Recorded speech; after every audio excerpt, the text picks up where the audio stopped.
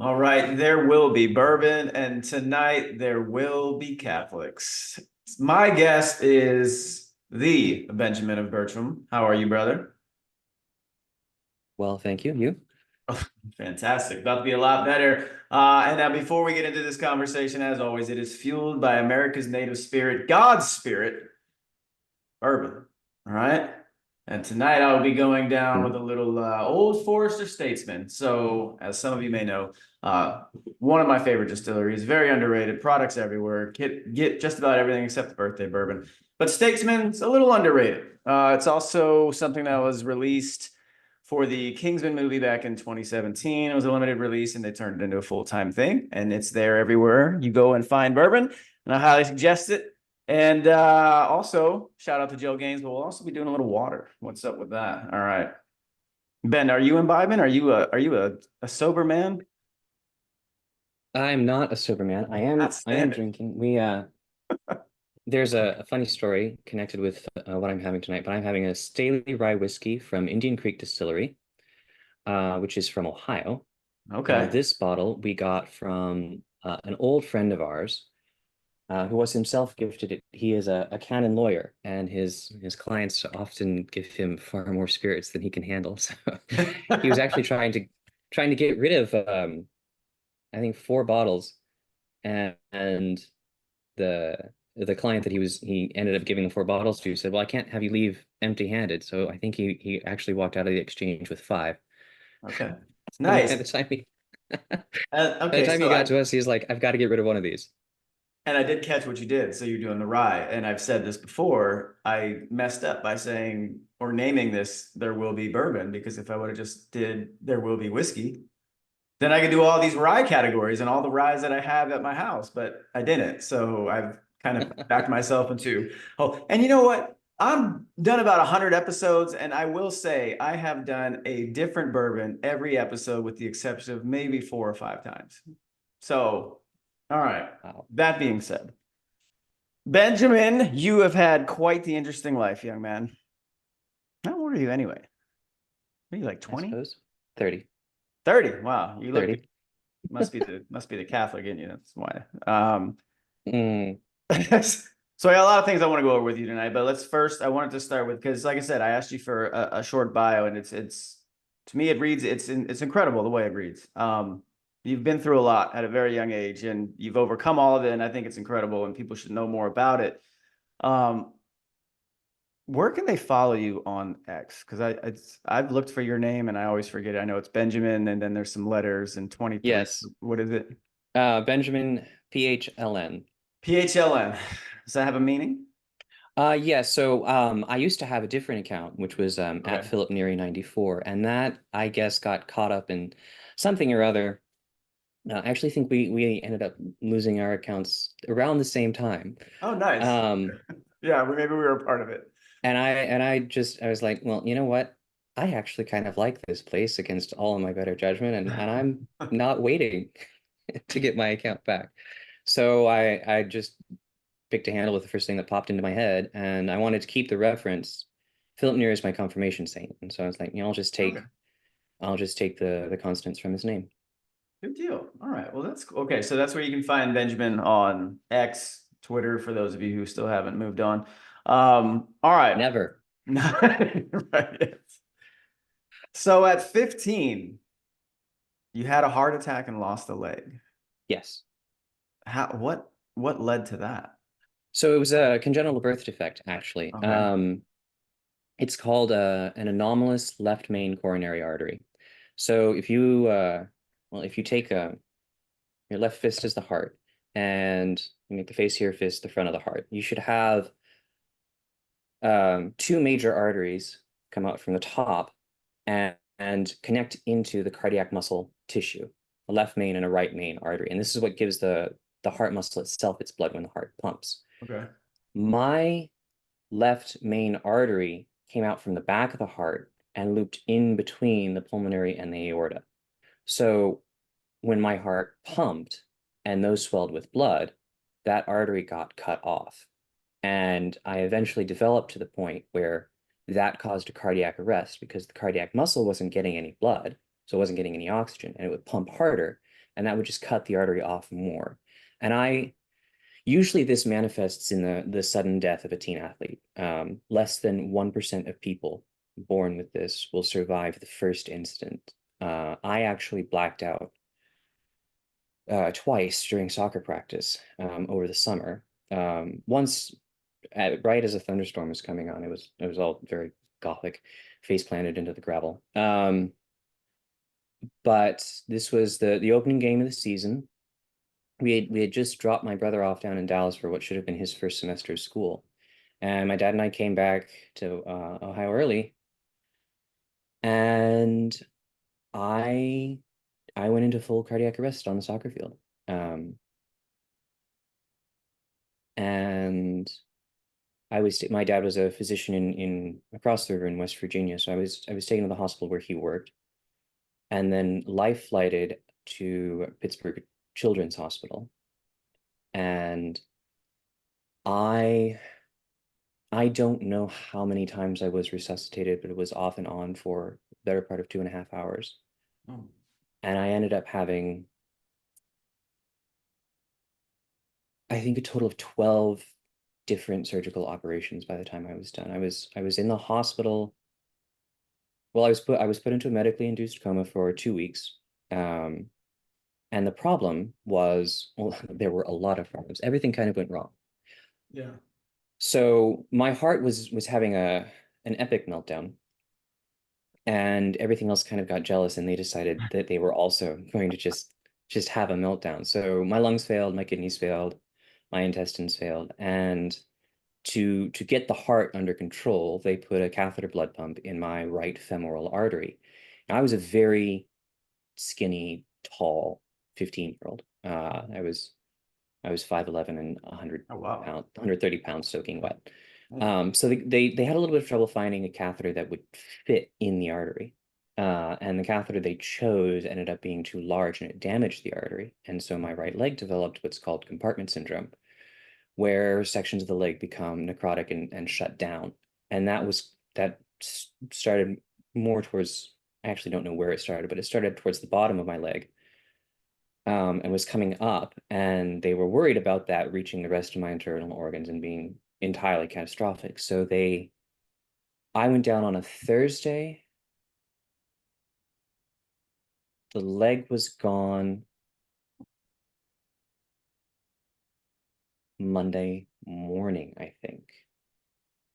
All when I you were think that's 15, right. like Yes, this was all at the same, this is all going on all at at the the same same time. time. Oh, Um, and I had a hospital room to myself in the ICU, and it was kind of an adjoining room, and the adjoining room was full of the machines keeping me alive. Uh, they brought me out of the hospital, the coma, after about 2 weeks on a more permanent basis, and I was on dialysis for 3 or 4 weeks. I was out of the ICU, I want to say 5 weeks. After 60 days, I was out of the hospital, to an intensive rehab center where I was for another 40 days or so. So I was hospitalized for 100 days altogether between the Children's Hospital and the Children's Rehab Center. From August 29th, Feast of St. Augustine, to December 4th was when I finally came home. all when you were And 15. all when I was 15. It was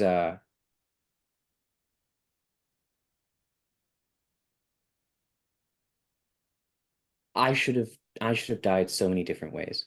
Oh, Um, 100%. I didn't want I to say should it, have but I you should have did, had so I will as well. I mean, I that's I should I incredible. should I should if I didn't die from the anomalous Heart attack. coronary artery, Right. I should have brain damage from all of the resuscitations that I received. Yeah.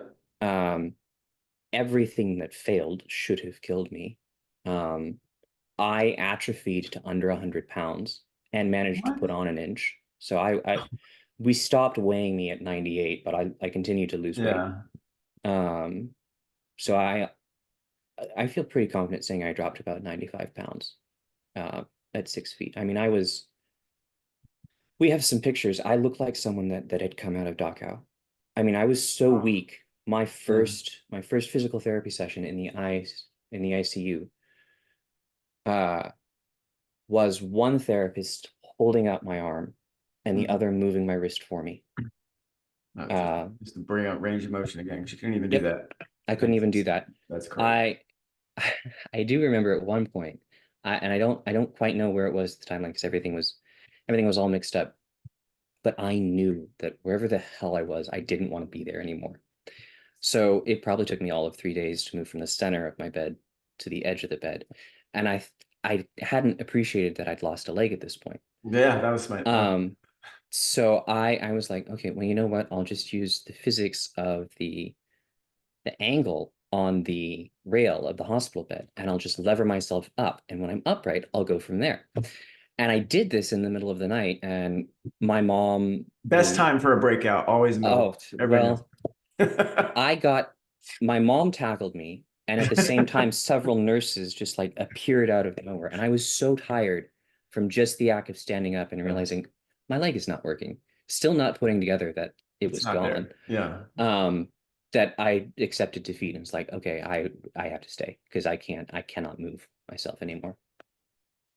So going to your leg, did they tell you that so it sounds like you had no idea it was removed. So they didn't tell you, hey, we're about to remove your leg. You found out after. No, they I mean they couldn't. It Okay. was we have to take his leg right now. Right. Um, Oh, that's or he is going to die. Uh, so let's see, I think my mom and brother got back to the tri-state area Saturday. And my leg was taken really, really early Monday morning, and 4 or 5 o'clock. So they basically had enough time to get to the hospital to see me and to have the conference with the doctors, and the doctors say this needs to come off right now. Um, and then we can go from there because that's the most immediate thing. so when you realized it was gone, what was that like? What was going through your head then? On top of everything, Uh, you just so I woken I up too. well, I was feeling down there and I could feel that something was wrong. Mhm. Um, and I said, Mom, I can't feel my leg anymore. My feet are on fire like they're asleep. Um, from the phantom pain and the phantom sensations, Yep. which Yep. they told me about later. And this was the third time Mom had told me. She said, honey, it's gone.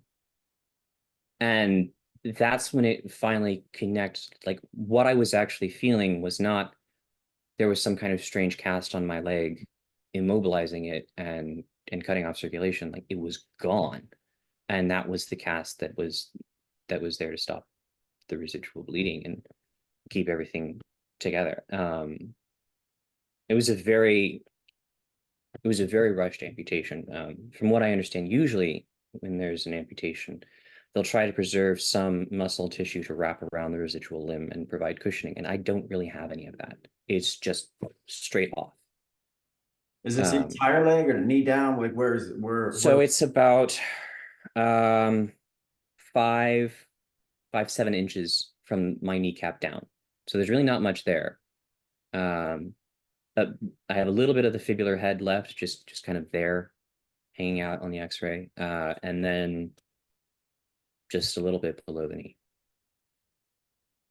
what do So you they, have? they wanted to save the joint because it's a Right. lot easier to learn to walk again Yeah. with more joints than less Yes, joints. last But ones, right. um, but that was all they could save safely. Man, that's a lot to take on for a 15-year-old. Yeah, it was. It was very strange too that before the game, and I'd grown up. I mean, I'd been playing soccer for a long time at that point, but Mhm. I'd always had, especially as I got older, this mortal fear of the soccer field, and specifically around games. Like I could practice fine on any field, Mhm. but games, um, I was always deathly afraid. What It were you wasn't afraid? just like oh, these guys that were, hmm? What were you I afraid thought I of? was going to die. I had a premonition that I Wow. was going to die. And I had it like never before, um, at the soccer field. And I heard someone say, so I was at a Catholic high school. I heard someone say to me, it's life or death, instruct, or not instruct, ask the team captains to add the memorial to the roll of prayers that we pray before a game. And I did, and they said yes. And it was the understanding that I had from hearing this was this is life or death. If you don't do this, you will die. And the prayer took off like wildfire. When word got out what had happened to me and what I asked the team captains to do. And I do think that that helped. Um, I don't want to use the language of miracle because that's a very technical word. Um, but something something like that. And the physicians themselves were much more comfortable using the word miracle because they're like, you should not have survived for so many reasons. Like, and they're really good world-class physicians at Children's in Pittsburgh, but they, to a man and a woman, all said, you should have died so many ways. It Yeah. was, we did our best, but ultimately it was not, we were not the ones who saved you. And you won't use Um, it. So I go back to it, and maybe you can explain what you mean by it's a more technical term, but why don't you use the word miracle? well, I don't think I have the authority to use the word miracle.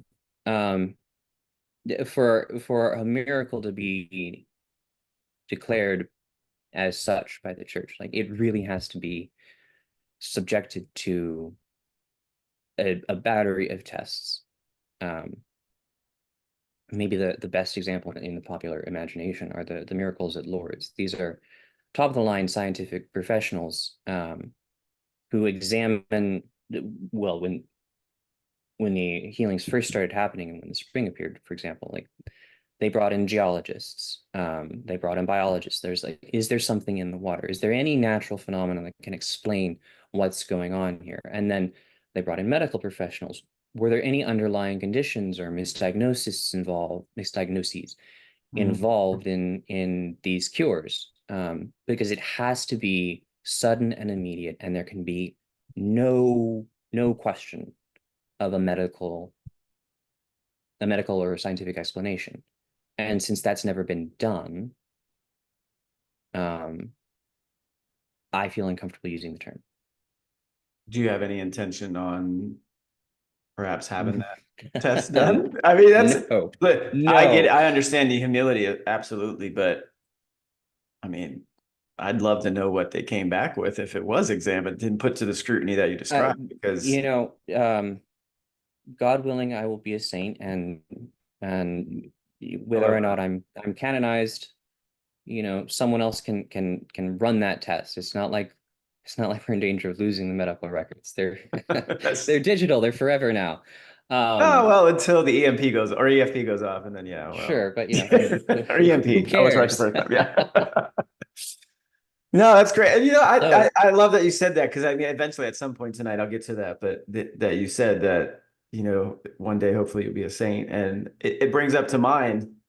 Speaking of teenagers, what's that young man, Carlos Acutis? Is that how you say his Carlo name? Cutis. Yeah, Yeah, it was just Cutis. canonized, the Italian teenager. That's amazing to me, because I remember starting my journey to, you know, becoming a Catholic, and you're hearing about all these stories, all these things about saints and all this, and I remember talking to my friend about it. I'm like, well, all that's happened so long ago. Like, where is that happening now? Like, where are the people that are doing this now? And they were like, actually, how about this person? And I was like, what? I had no, because I hate to say it, but the only ones really covering these things, and Catholics really are other Catholics, right? It's not like we're getting Mhm. mainstream media coverage, because you see how you know Harrison Bucker makes this huge speech and they pull out one sentence of it and take it completely out of context and twist it into what it is, but and ignore everything else. But yeah, so yeah, that kid's story is incredible. It is. It really is. Um, I did put this link down.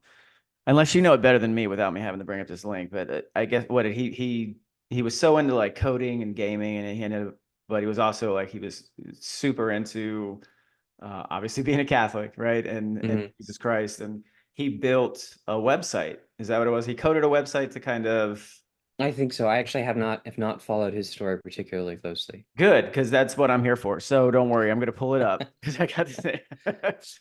All right, he's the first millennial saint. All Hmm. right, I got this going down. I'm actually listening to this in the background. So he's got two miracles attributed to him. One was a kid in Brazil, complete healing of pancreatic cancer.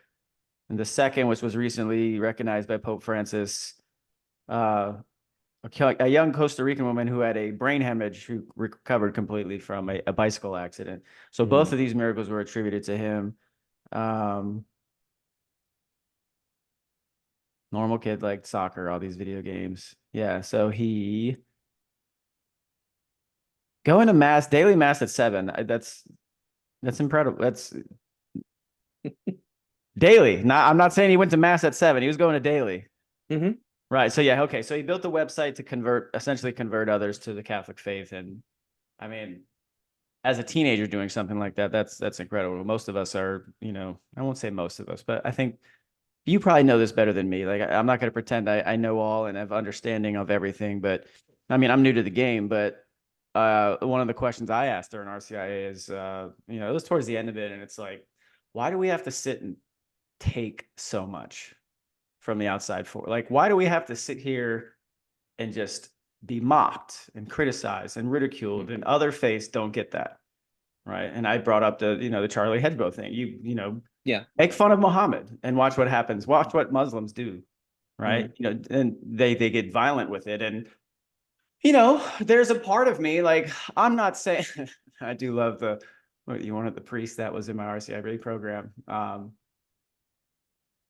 No, maybe I won't say what he said, but maybe when we're not recording, Okay. but yeah, there are some times I think, and there's times to push back, but his ultimate point was, um, Jesus suffered far worse. I think Hmm. you can take, some of the stuff that we have to do and understand that at some point there will be a time, right? There will be retribution and all those things. But yeah, Hmm. like I thought that to hear that this young man was actually canonized, and to hear you say, hopefully one day you will be, like, so what makes you say that? Like, is it something you're? I don't want to make this out like, oh, I want to be a baseball player when I grow up. Like I'm not trying to marginalize or minimize it or anything, but you Hmm. clearly have a higher calling, which we'll get into further. But Hmm. um, what makes you feel that way? Well, Well. It's a lofty so goal. the I mean, it's the far the, better the than my goal of becoming a baseball player, which didn't happen in Major League Baseball. Just so you know, you may be let down, but doesn't mean you can't live for it, right? well, the sort of stock answer is that um that's what the church that's the whole goal of being a Catholic. Um, Saying I Yeah. want to be a saint is another way of saying what I want is to be in heaven. I want to be one with God. And that's why I made that distinction between sort of being a saint and being canonized, because Yeah. most saints are not canonized. Um, and I don't particularly care if I'm known for being a saint. Like I want to get to heaven. Yeah. Um, and look, I'm not perfect. I am a sinful man, and people don't believe me when I tell them this unless they really know me, and they're like, "Yo, yeah, yeah, boy, is he sinful." Um, but like the thing that I want, and the thing that I want to want most, is to be in heaven, is to be in God's presence eternally. Um, this is the thing that makes me happiest, that brings me the most peace. Um, because it'll be 15 years in August. It sucks not having a leg. Um, and now that I'm being more active again, I'm reminded of this like, oh wait, that's right, I actually can't do that. I have to find a workaround. And there's a nice creative challenge to that. But 7 days a week, it hurts. 7 days a week, I have to look at my prosthetic and get out in the morning and put it on. And I can't do anything until I put it on. I have to strap myself into this every day. And that wears on you because it's never going away. Right. Well, it is. So something It might happens. go away. Yeah. My brother told me this a few weeks ago. He's like, statistically, someone who lost their leg as young as you did is going to completely wear out their knee by age 60. So expect to lose that, statistically speaking, and That's you'll either nice. have to be in a wheelchair or learn to walk all over again without a No, knee. And you'll I was always be like, able to have it. I feel, man, that the way the technology is going, you'll probably have like a permanent new leg at that point. oh, There give me a wooden leg then. you go. You can do Um, that. A little peg leg, a little pirate style. That'd be Oh, cool. I did that once for a talent show. I played a Pirates of the Caribbean theme. Nice. I dressed up to the nines. It was I complained about not having an ankle earlier, but when you have just a peg as your is your one contact on the ground, boy, balance is interesting. Yeah, that's a good point. It was Hmm. would not want to walk across gravel with a peg leg. It'd be hard to pillage from the ports back with that. That's for Yes, sure. yes. Although I will say that the practical joking opportunities are just excellent. Oh, I yes, and to be fair, you do seem to be you seem to have a great sense of humor about it, and you're well good spirited, and I think that's more important than just about anything. Like there's a My lot for you to feel sorry for yourself about, and I see that you clearly don't do that, at least not overtly. Maybe inside I'll struggle with that, right? But Oh yeah, I mean, I whine plenty. Um, but my dad was relentless because I shut down. I was always a very animated child. And as soon as I was out of the coma, I was completely flat, wooden faced. Um, I think the words I primarily said were please and thank you. That was it. Um, and he started teasing me and poking fun at me, and he wore me down deliberately to get me to smile, because he was like, you cannot afford to not express what you're feeling, and to just get locked in a state of shell-shocked pity. mm, uh and that was it was a really good thing that he did that. It's been very helpful, and this wasn't the reason that he did it, but you tell people what I told you, what I've been through, and they're like, I don't mm, even know how to relate to you. It's like, well, I don't blame you, because yeah, who would? But humor, most people, at least most people with a working heart, can relate to. Um, and that I like how you said with a ends up working being, heart. oh gosh, I'll admit that I'm maybe self-conscious about it, but it's like, you know what? I actually have to get through the world, and I don't necessarily have time to deal with people being shell-shocked about Right. this for me. And it's like, Right. You work sorry, that out on no, your own. I got other things to do. Yeah. like I do have to get on with my life, and I as much as I maybe care about you as a person, I do not have time necessarily to hold your hand through this. So sorry. And a lot of people don't know. Um, in real life.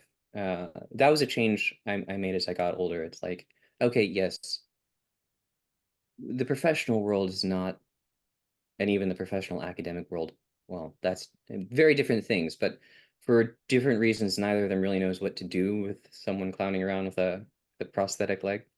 And it's just like, I don't have time to deal with this. I don't, people don't need to know, because I actually have to get on with my life. And Yeah. and people find out eventually if I'm around long enough, but then they know me for me, and Then the leg that's doesn't matter. fine. Yeah. Yeah. I go back to how much weight you lost, and I look at you now. you obviously, you and I have talked offline of here, but you've mentioned getting back into fitness and working out. So how much weight did you end up putting back on? Uh, let's see. So I want to say by senior year of high school, I was 6'1", 145, 150 pounds. And I was that weight through most of college. Um, I think um by grad school, I was back up to 100, well, I was 160. And then as I got older, after 25, I put on more weight. But it's We really are. helpful uh for the joints and for mobility to actually have less weight because I'm putting Mhm. less strain on the exposed part, not the exposed parts, but the vulnerable parts of my residual limb. How tall? Uh, 6'1", Okay. so Good. quite light. Yeah. Um, Well, yeah. All things considered, you can do so much, right? So right. I did see you earlier mention deadlifting. My brothers said to get I mean, it's not heavyweight at all. Um, what, 20 pounds each hand? Um, Yeah, that's good. more, Suitcase but deadlifts, right? Okay, I got you. yeah. But it's more to develop a range of motion and stability, uh, and to help my spine Yeah. and hips some. Because those can get, if it's the knee that goes out first, it's the hips and spine that go next. Because it's really easy to not have a great fit and to just sort of power through. Yeah. Because it can be inconvenient with some prosthetic designs to have to like fix things all the time. Um, and amputees will very commonly screw up their lower back because they just power through and well, and also your hips start compensating a lot for the loss Right. of ankle and or knee, so they get worn out. And I was like, okay, how do we stop that, or at least No, avoid yeah, that? and I think that's great. I think a lot of people not in your situation, they get too focused on the amount of weight they're doing. Like everybody wants to be strong and lift heavy weights and the heavier every time and all those things. And that's part of a natural linear progression. Got it. But what's ultimately important, I think you touched on it, is what do I need to do just to make everyday life easier? Hmm. That's ultimately it, right? And if you're doing any weight at all and putting your body through these reps and these repetitions and these range of motion things, all of that's going to help you live an easier life going forward. And that's really all that matters. Look, maybe you're not meant to be the world's strongest man. It's not really that important. And that's what most people don't understand. I tell people all the time that who've asked me for help or who, want to know what they can do. It's like, you can never worry about what someone else is doing, especially in a gym. All Hmm. right, because everyone's started at different times, everyone's at different stages of long with their, journeys with fitness and all. And none of that's important as it relates to you. You need to only worry about yourself and do what's the best thing that you can do each day and try to be better than the last day. And if you can, great. If not, then there's tomorrow. Right. And I think you doing anything physical should be not only just like an inspiration to people who sit around and complain all the time about, oh, I'm fat or whatever, and I just don't do anything. And it's like, well, okay, that's a you problem. And God didn't make you to be lazy and fat. It made you to be great. So go try and do that. Right. So I think it's cool that you're doing that and getting back into it. And if you're deadlifting 20 pounds in each hand, okay, that's nothing wrong with that. If you could do more, great. If not, it doesn't matter. If you do that every day or every other day, whatever your program is, as long as you're doing these things, you're going to be healthier for it. I mean, I certainly do feel better already. And Weightlifting's a powerful drug. as I'm learning, um, and it was a long time coming. Part of that was I remember this was maybe my second serious physical therapy session in the rehab institute. The therapist pulled me aside and they wanted to show me what was supposed to be an inspirational video of amputees living otherwise normal lives. And I was really mad. It's like, stop it, turn it off, we're done. Don't show me that again. And everyone handles a disability or a traumatic accident differently, and that's not what I was angry about. I was like, great, I'm glad that these people went back to whatever it was that they were doing, whitewater rafting or joining an amputee soccer league. Um, a lot You of done that a lot yet? of hmm? Have you done that yet? No, No, you're not there yet. Okay. no. No, I've played a couple of games of pickup soccer Yeah, that's with cool. other people. I even joined a sort of like an intentionally ad hoc soccer team for a just a pickup tournament. We're like we all know we're bad. We're gonna play horribly. We're just gonna lean Hey, into that and have a yeah. ball. And it's like that was great. Um, but I could piss off a lot of people saying this, but I've never really joined any of the disabled communities. And I kind of look side eyes at them because like, all right, I was a fairly decent athlete. I Mhm. could run a lot. I was a soccer player and I Yeah, loved it. yeah.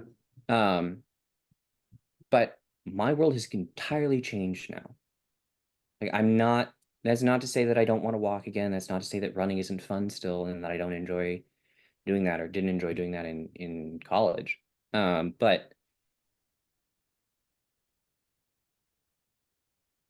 my body is, I'll put it this way, some amputees really lean into having a great upper body as a kind of compensation. Yeah. And I can understand that because it's really nice to actually be able to get a win with your body when it's broken. It's like, no, it is broken. And I can either accept that fact and find workarounds for that and work to make it less broken, or be able to bounce back when it really breaks down on me, because it does that all the time. Um, or I can kind of pretend that it's not broken and I am going to have a really normal life, or scare quotes normal life. It's like Mhm. it's gone, and I'm dependent. Like there's a whole bunch of things that have to line up even to be able to afford the technology to do some of these things that um, some people are doing. It's like if you can do that and if that's fulfilling for you, great. And if that's how you overcome what's happened to you, great. Um, but for me, it's like, no, it was broken. It is broken. Can't escape that.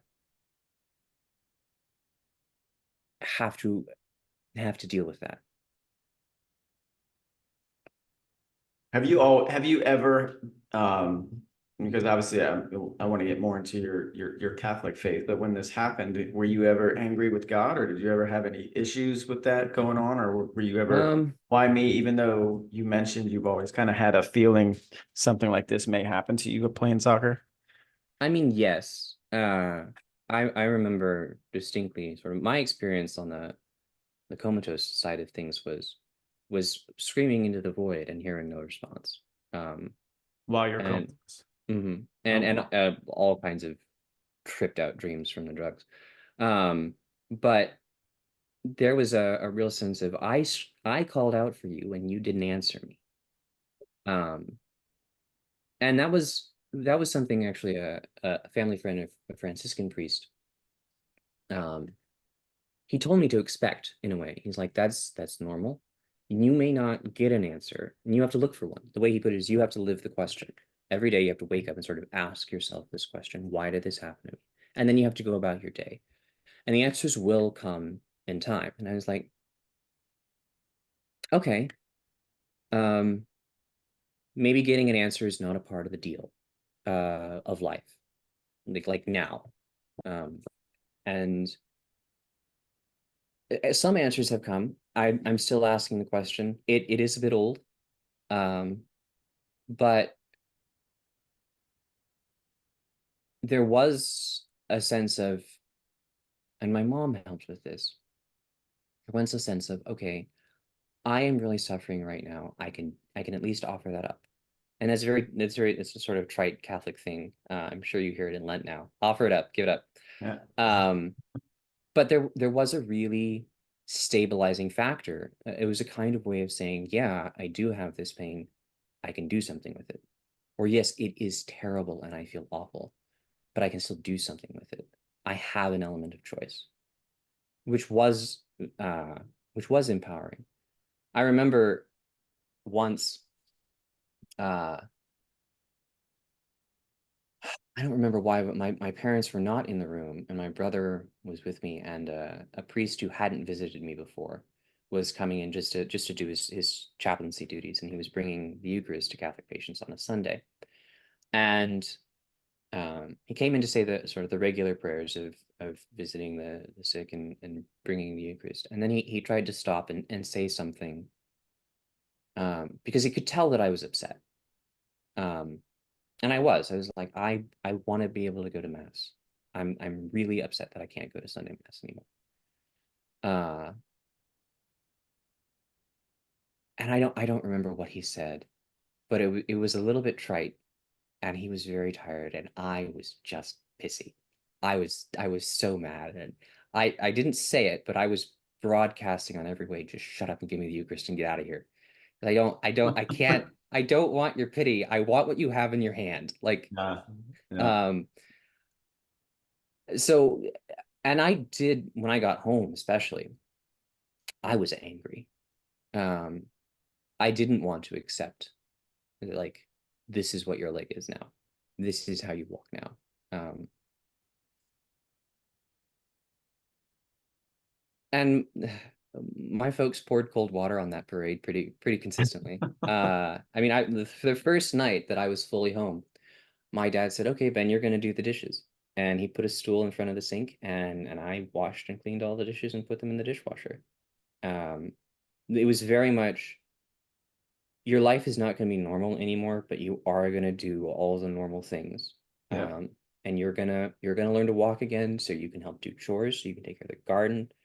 Uh, we still had rabbits at the time. We got another dog. Like, and you're gonna walk the dog. You're gonna pick up, like, you're gonna do all the normal things that a 15-year-old should do to help around the house.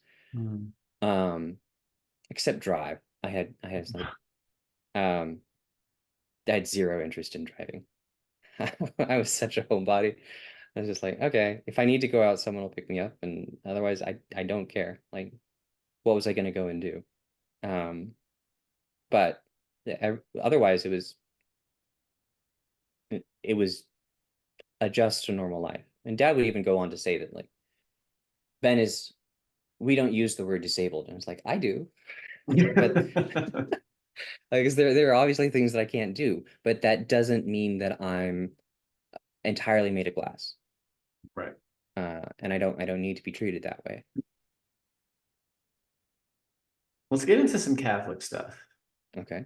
from your bio, right? You went to study philosophy at the University of Dallas. Hmm. What made you philosophy? Were you always kind of being called to eventually do seminary, or was this you just you were No, just no, that was a long time coming. Well, I say it was a long time coming. Nobody else who knew me was particularly surprised.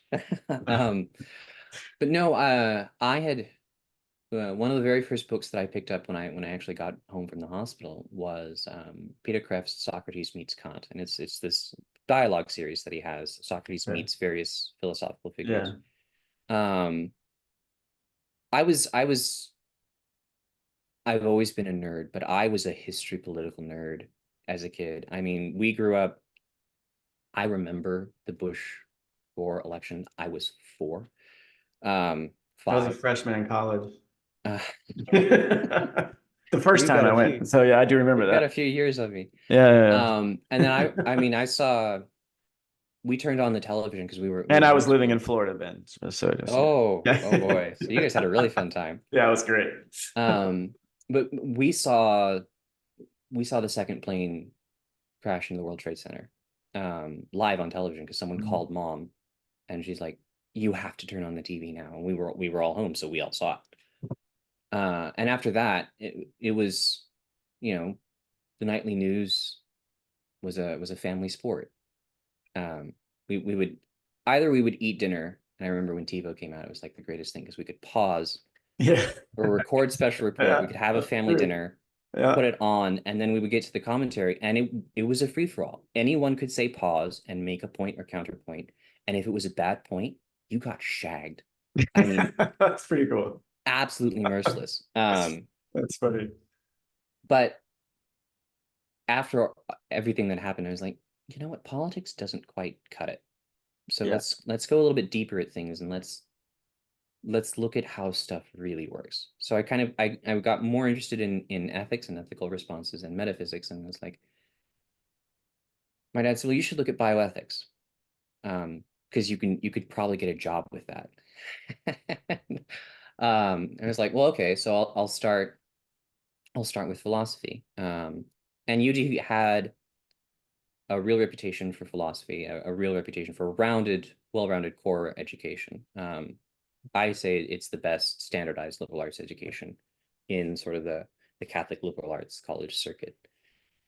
Okay. Um, and my brother had gone back a year afterwards to start, so he was now 2 years ahead of me, and they have a semester abroad just south of Rome, and he went, and when he came back and he was talking about it, I was like, I'm going to UD. There's no doubt about that, because I want that too.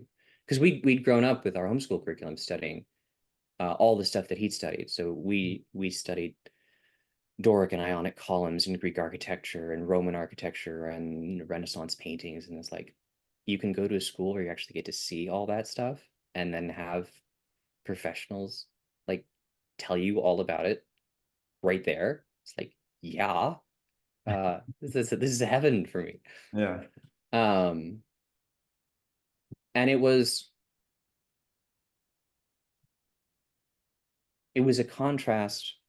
So we grew up in Steubenville, Ohio, and there's a very famous Catholic university in Steubenville, Franciscan University of Steubenville. And we knew very early on we were not going to go there unless we had no other choice. Hmm. Because it was just not a lot of good people there, a lot of good friends, a lot of people who took care of me and my family when we really needed it. But kind of crazy. Um, Groupie. It's a very groupie school. Groupie school. Interesting. And it's very into the charismatic movement. And we're not a rad trad Uh, family, but we're that's not a good to see. charismatic family at all. And so it's just like this is not what we're looking for. We're looking for something a little bit more rigorous, um, and a little bit more well-rounded. And UD sort of checked all those boxes. Uh, it also had, and it still does have, a really good pre-med program. And at the time, I was thinking I'll get an MD and then I'll go into bioethics, and sort of have the medical and scientific cachet Yeah. to be able to talk to scientists about, like, okay, this is why you should make this ethical decision. So it had what I was looking for, um, and it was a great time. It really was. And then you moved on. Yes. So I had battled with my parents about actually sticking out the course of the MD, because like, this is a lot of education to not actually use it to practice medicine, and it seems Yeah. like maybe I don't want to do that. And as much as I enjoyed the sort of diversity of having fairly intensive scientific courses on the one hand, and then fairly intensive philosophical and humanities courses on the other, it's like, I need to specialize at one of these. And so, as a kind of holding thing, I went to the University of Pittsburgh to pursue a master's in bioethics. And um, while UD was a great education, it did not prepare me for the fact that most of what's going on in academia is an entirely different game, especially at a secular university. And I was naive and arrogant enough to write a paper condemning abortion to not only the department chair in her own class, but to a class she was co-teaching with another woman, both of whom were fairly committed feminists, uh, and fairly and definitively committed pro-abortion thinkers. Um, and I staked my what would have been my master's thesis to this paper as sort of like, this is the idea that I want to develop for the master's thesis is going to find its nucleus in this paper. Um, So and did you write the paper as an assignment, or this was just kind of an add-on no, to? it was an assignment. It was a term paper for a Okay. bioethics class. And then I was like, okay, so then what I'll do is I'll expand what I've done here into the master's Yeah. thesis, because I had an idea of what I wanted to write, and this turned into a year's saga back and forth. And my thesis advisor was a champion. Saved my bacon a lot. Uh, he ended up giving me a whole bunch of additional sources to sort of expand my research and help me refine some of the arguments that I was making. He's like, I had another professor, actually a bioethics professor at Franciscan, read the paper after everything had happened, and he's like, the person who wrote this paper is mortally afraid. And I was like, you're right. I was neurotic writing this paper, because I knew that I was writing an unpopular paper. And what I was basically arguing was that if we're going to live in a society that takes care of vulnerable people, then we cannot target the most vulnerable. And so the justification of abortion on grounds of bodily autonomy doesn't work, because then anyone who wants to, if you can violate the bodily autonomy of the most vulnerable kind of person imaginable, then anyone's bodily autonomy can be violated. And that, played out logically, will unravel the entire medical profession, which is obviously an unpopular position to take if you're well, for one thing, if you're arguing at a secular university, but if you're arguing to anyone committed to secular bioethics, that sort of thing is going to undermine the whole foundation of the field as it's conceived in by various kinds of secular schools of thought. And I would get back this paper with the main argument not engaged, and a third, two-thirds of it not even graded. And I would get a failing grade, and they would say, rewrite this. And this went on off and on for a year. And it started then in conversations with the department chair. Maybe we don't want you doing metaphysics, or maybe we don't want you doing theology. Because I quoted the quote, the only thing that was remotely theological was that I included a quote of the Golden Rule from the Gospel of Matthew. Everything else was strictly from philosophical sources. Mhm. And that wasn't even central to my argument. I was like, if you want an illustration of the principle that is commonly accepted or sort of generally out in the culture, this would be the principle that I'm talking about. And then it was, maybe you should leave. And then it was, leave. You do not belong in this department. Get out. And I was like, great, happy to. Because I was like, So I was ready to just end it all. And my thesis advisor was like, okay, no, don't do that. And then just go somewhere else, because this is not, they're not going to pass you. I ended up even like trying to write an entirely different paper. And I was like, fine, you know what? I'll give you a secularist argument, not even about abortion, on a topic on utilitarian bioethics. And there's like, you still did metaphysics. We're going to fail this paper too. It's like, okay, fine, I'm gone. I'll leave. were they trying to fail, or what? Well, they did fail. Were they failing you because you were writing a pro or a non, or you were writing a paper against abortion? Were they Yes. trying to get you to change your opinion or to just completely write something different? At different times, both of those things. This Um, was this was bioethics. mhm, So you were making an ethical argument against abortion, yes. and that's not allowed in an ethics class. Like I'm just blowing my mind here. Like an In ethical some, argument, pro yeah. or against, with either two or for or against, right? But if you're making the argument against what the chair and I guess everybody else's opinion there, who they were clearly, you know, pro-abortion, and you're arguing against that, you couldn't have been the only one, could you? Or you were the only Uh, one that chose to write a paper about it. no, we had other people write about the difficulty of abortion. Like one of my friends in my cohort, she actually also got a lot of flack from the department chair, because her thesis was, if we can develop artificial wombs, or rather more emphasis should be put on the development of artificial wombs, such that fetuses that mothers don't want to carry to term can be transferred to an artificial womb. rather than killing the children. And she thought, if we could do this, we would solve a lot of the controversy around abortion. We would have a kind of technical escape. Oh my God. Um, she ended up getting that paper published. Published. I'm sorry, not published. She passed, but she took a lot of flack from the department chair for this. Um, and I was certainly the only person in the room fully committed to in my cohort, fully committed to a pro-life position. Um, I was not the only person sympathetic to it. I will say that actually I had quite a bit of support and at least sympathy from my cohort. Uh, some of whom were physicians who had sort of come into bioethics because it's like I need a more articulate framework to deal with what I'm seeing in my practice. But from the department chair, I mean, it was a constant doublespeak, and it was constantly being sort of outmaneuvered or being presented like, okay, this is the line of reasoning that I'm going to develop. I would develop that line of reasoning, and then the goalposts would shift. And I was like, I can't win, and I don't have to stay, so I'm not going to. But they were ultimately just they wouldn't accept your position. No.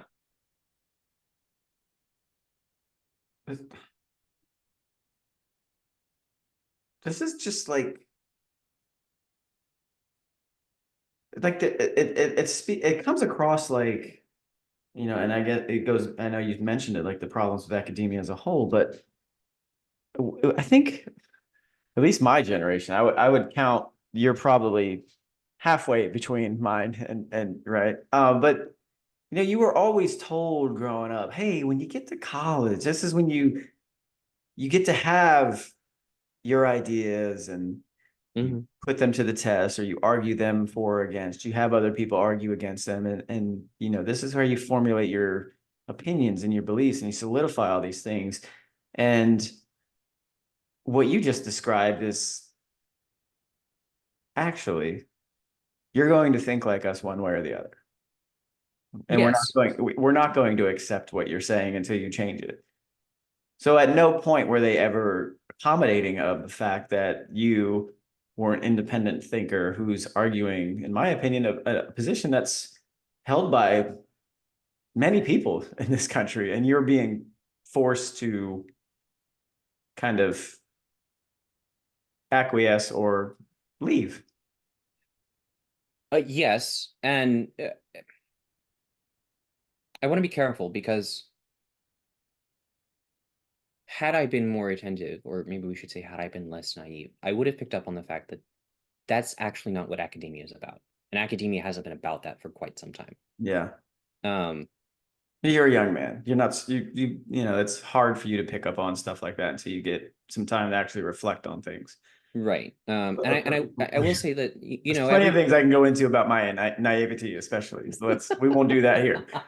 Yeah. So um,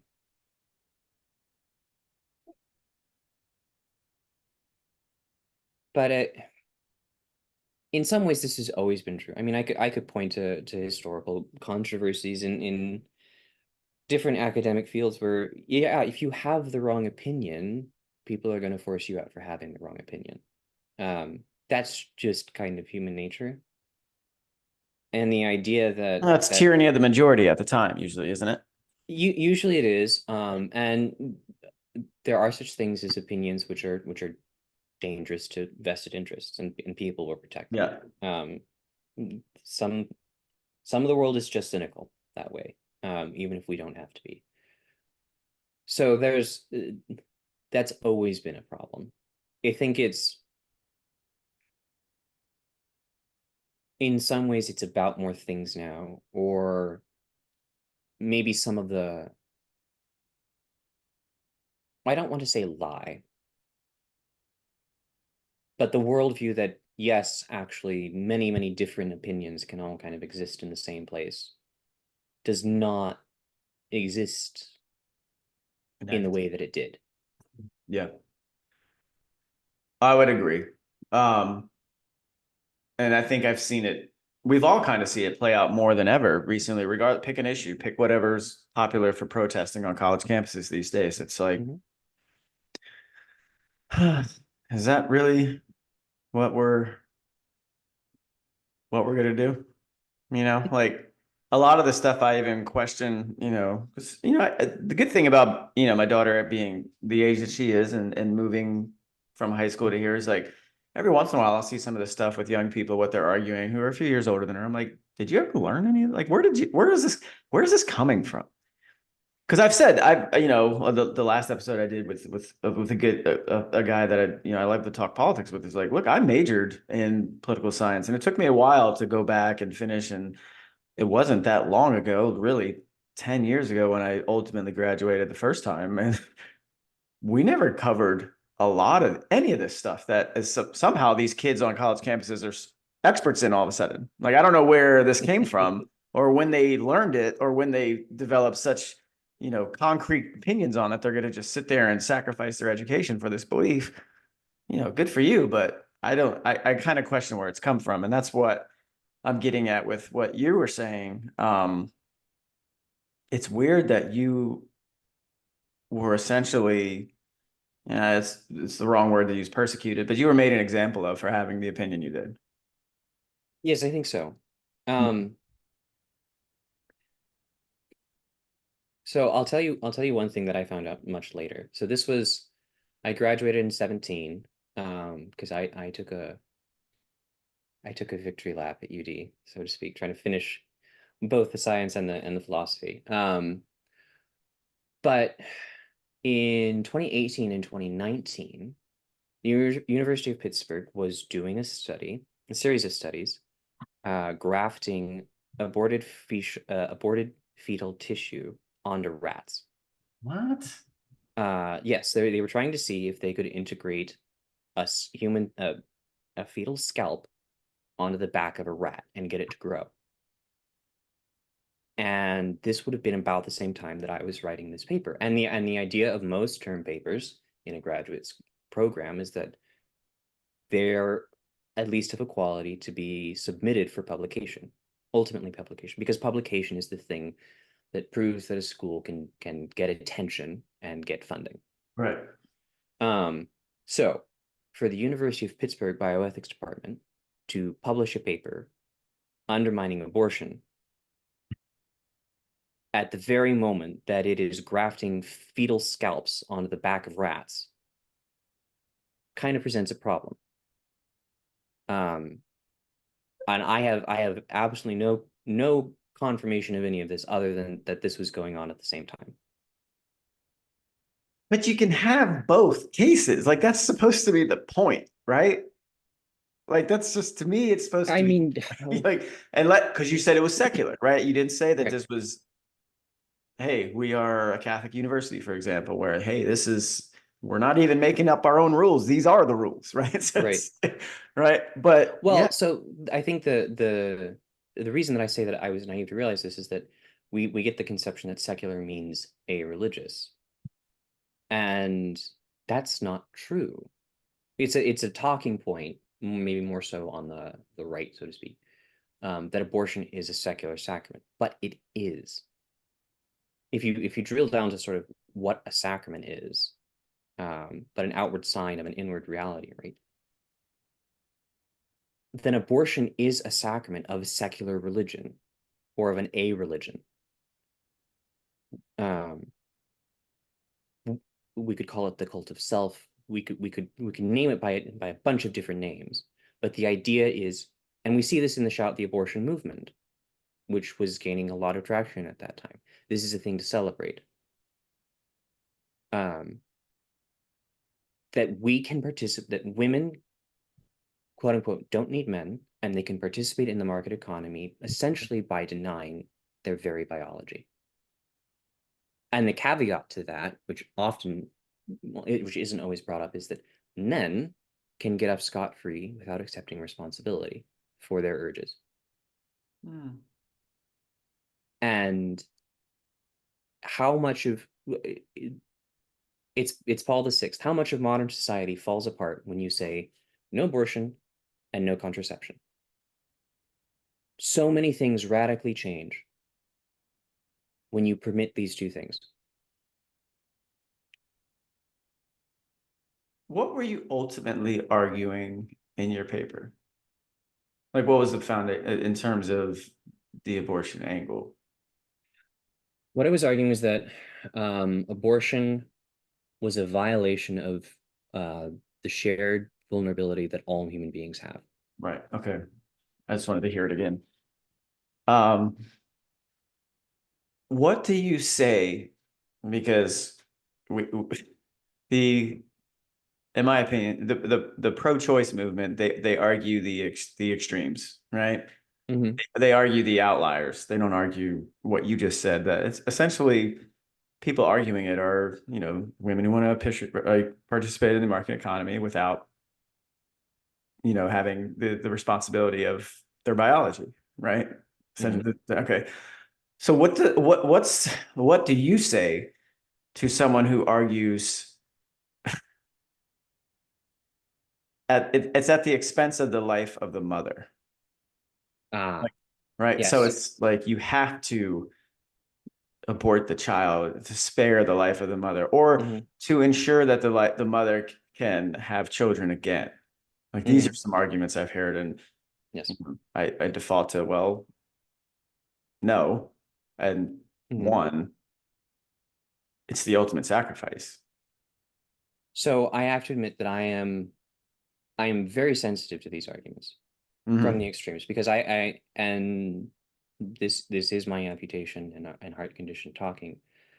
I think one's conception of reality needs to actually be able to handle extremes. I think this is part of the reason that we have the maybe overblown or overwrought masculinity and femininity crisis, because the competing notions of good old masculinity and good old femininity can't actually handle limit cases, and that's a problem. And I think sometimes we run into this problem also with abortion. Um, so by comparison, I'll say this, for example, the Orthodox churches, while they do prohibit abortion across the board, will have some kind of exception um, for many cases involving the life of a mother.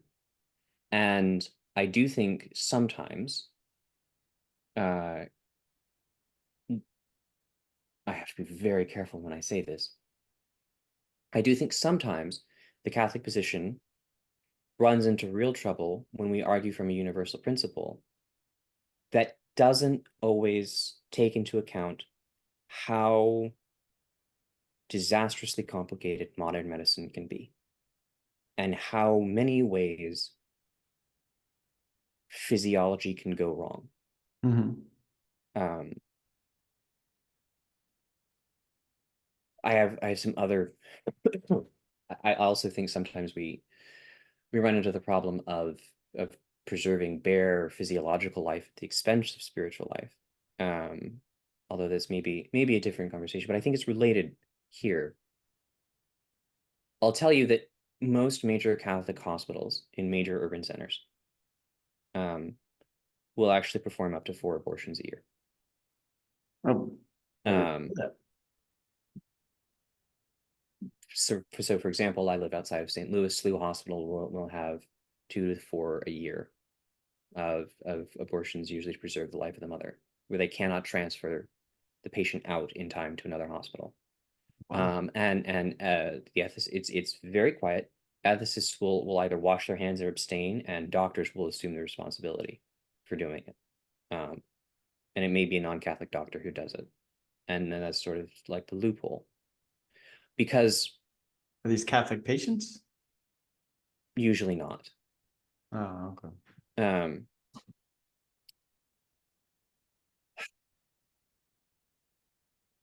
some of On the one hand, we have the principle you can't do wrong for the sake of a good, and I think that's true. But I don't think we can forget, and Alistair McIntyre, who is a somewhat famous philosophical Catholic convert, um, Mhm. he says we have forgotten in the modern age, and even in the Catholic Church, the category of the moral tragedy, where there is in fact a no-win scenario, and no matter what happens, people are going to die, and evil is going to be done.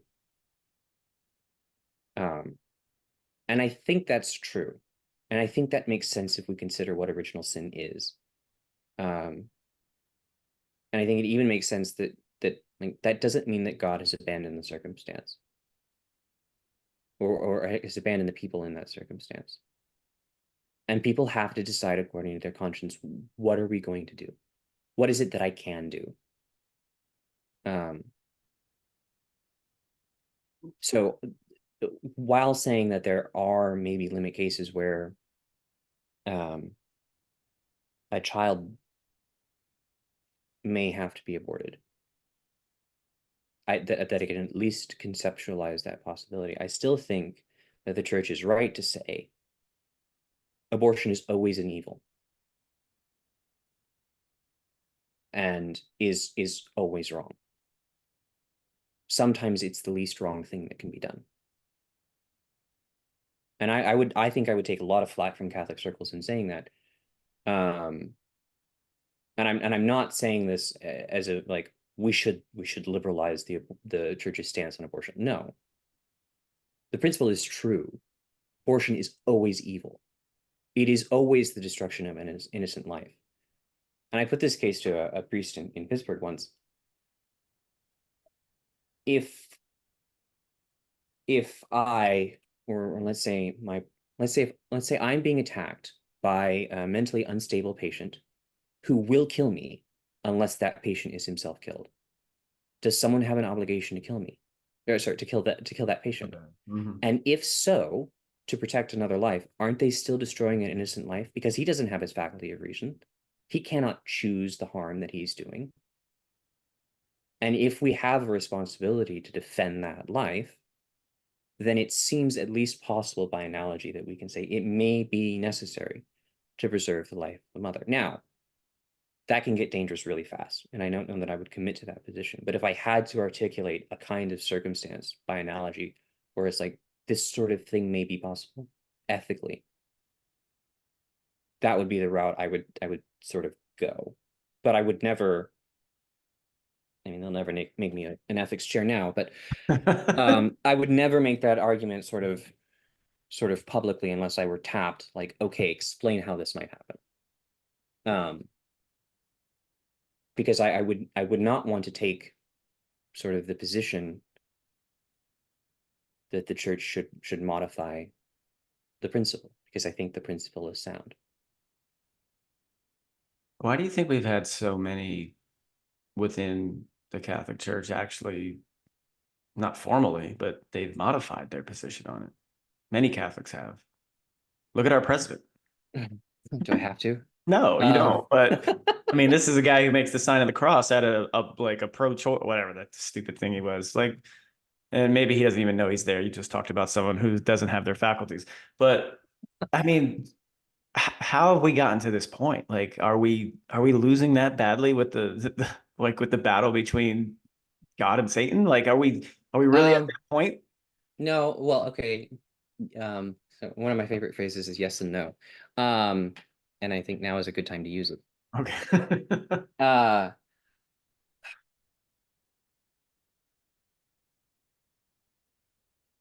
Some people will blame the Second Vatican Council, and the fact is the problem predates the Second Vatican Council by a lot. Even Catholic sexual mores in the 1920s and 30s were a disaster.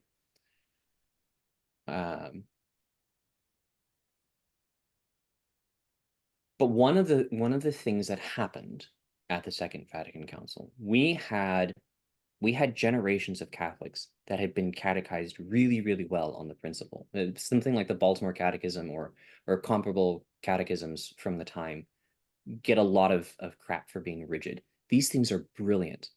They are a tour de force of metaphysical education at an implicit level. And they really, really train Catholics. If they're used correctly and they're taught correctly, they really, really train Catholics how to think. There's a reason Catholics of that generation could think so well. And there's a reason we had almost too many geniuses at the Second Vatican Council. because they were really trained well on principles. And you read the old texts, it's like nobody writes like that anymore Yeah. because they're not from a very young age shaped in understanding these principles in a very implicit sense. And we did something that we should have done, which was to say, all right, we need to broaden sort of the reach of who's catechizing people. But there was a gap in the practical education of people because it's one thing to teach people to be catechized, but teaching people how to catechize is an entirely different game, and that didn't happen um, after the Second Vatican Council. And a lot of, I mean, the catechetical materials that I grew up with outside of the home, in like CCD or in high school, I hated them. I hated them passionately. I thought they were all talking down to me. I remember when the UCAT, the Youth Catechism, came out. I was a sophomore, or no, I was a junior uh, in high school. And I looked at this, I leafed through it, and I said, this is garbage. Give me the real thing. This whole book is talking down to me like I'm some kind of imbecile. Like, it's insulting. And I think a lot of catechetical materials are, I mean, I do catechesis for kids, for public school kids. The Mm. materials that I'm reading are just, I write my own curriculum as like, okay, give me the vocabulary. And then they have like lists of questions in the back. Like, these are the things kids are supposed to be able to answer for their age range. And like, I'm doing my own classes from this, or I'll pull from the compendium of the catechism or the catechism itself. Like, because it's so watered down and stupid, and it's condescending, and it's like kids want stimulus. I mean, good Lord, they're numb to death in public school. So I think there was a massive catechetical failure for generations. But it became remarkably inconvenient to be a Catholic committed to no contraception, no abortion, and some of the other positions in the social teaching or moral teaching of the church. It's much harder to, I mean, look at how fast the GOP, which was chock full of pro-life Catholics, sold social conservatives down the stream They suck. as soon as they had real power. They're just the worst. It- because it's like I said, so much falls apart if you really start pulling at the moral assumptions of secular liberalism. So there's a lot to take there. Because it's not even just the abortion angle. You brought up, hey, you were 4 years old when you watched the World Trade Center hit. And I could kind of pinpoint it from that point on, all the second, third, fourth, fifth, sixth order world order effects that came from that. Um, just You were probably too young to experience this, but that was like September 12th was a wild time to be alive in the United States. Like, Mhm. it was amazing, right? I'm talking, even California was waving American flags and loving this country, right? Even California, like, it happened. No, I remember we were all refugees from California. We moved to Ohio from But did Eastern you really? California. Yeah. Oh, congratulations. You made it out. But I just think about how quickly from like 9/11, well, post 9/11 to now, just how, I talked about this, I think, with my last episode with Lee, just like the cultural snowball downhill Mhm. of just everything, everything from the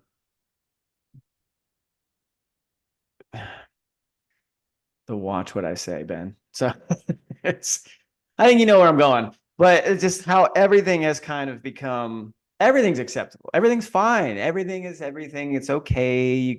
You can be this and all this stuff, like, with no real adherence to any moral standard anymore. And if you exhibit it, if you're very pro that, if you trumpet it, if you take, here, let me take one line. If you have the audacity to say, quote, addressing women within a speech, some of you may go on to lead successful careers in the world, comma, but I would venture to guess that the majority of you are most excited about your marriage and the children you'll bring into this world, end quote. Now that is where we draw the line. That's where we draw the line. You can't think that and say that at all, because that's immoral. That's a terrible thing to tell to women. That's an awful thing to try and live out. But everything else, from abortion to the trans to the taking hormone blockers as a kid, essentially, like all those gender mutification, all that stuff's fine. But if you say, I bet a lot of you women are excited about your marriage and the children you'll bring into this world, that's the controversy. So I think there's I love maybe how you're way more reserved than me. It's great. I'm not drunk enough yet. There's two things there.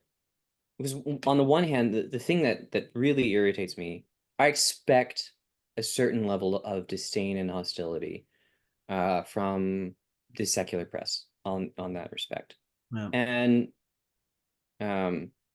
some of that's deserved to us because the church, primarily the clerics, but the laity too, has utterly squandered its moral authority.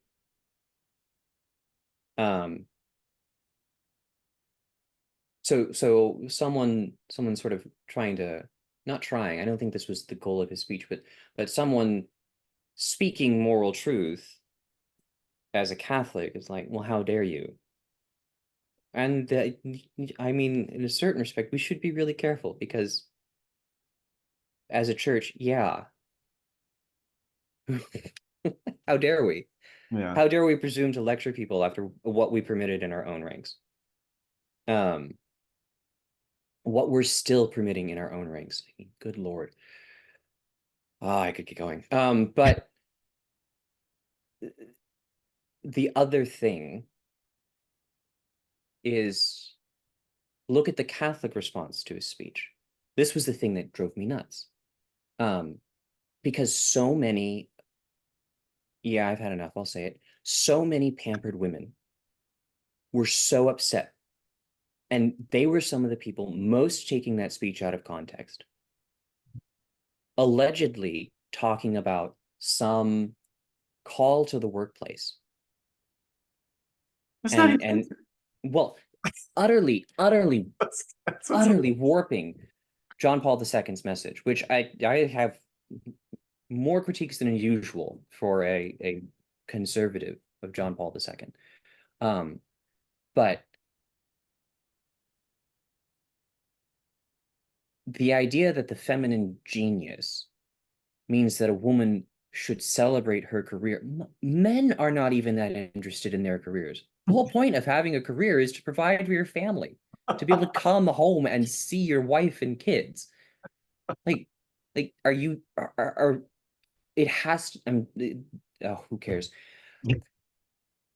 It is a conceit of a certain class of pampered woman that her career should matter a damn to anybody.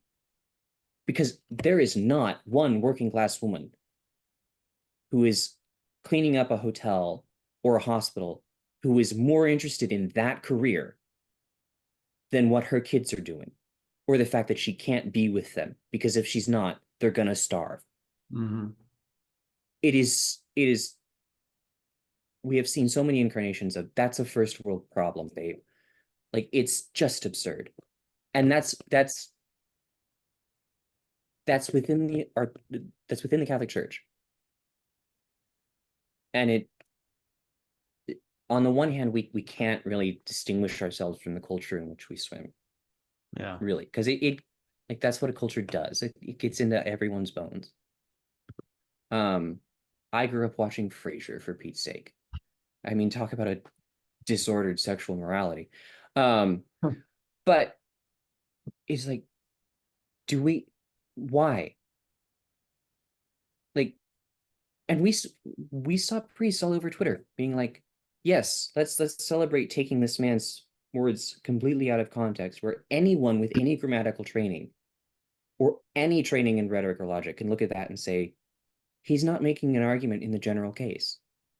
He's presenting to be an anecdote about his wife in particular. That's true also. But I was gonna, because you probably follow more or pay more attention. I follow the ones who I know of or have been told to check out, and they all seem to think like me. So I did not see what you're saying. So you saw that. Like Yeah, you saw Catholic priests kind of joining in on the attack on that. I saw. So like any society, like the church is cliquey, Yeah. and Catholic Twitter is very cliquey. Okay. And there were priests who were, I mean, there were, I don't know how many think pieces and Substack posts, and I have to be careful because I have a Substack too. But there were so many, there were a number of priests with fairly large following, like who were elevating some of the women who were most disingenuous about the speech, and it's like,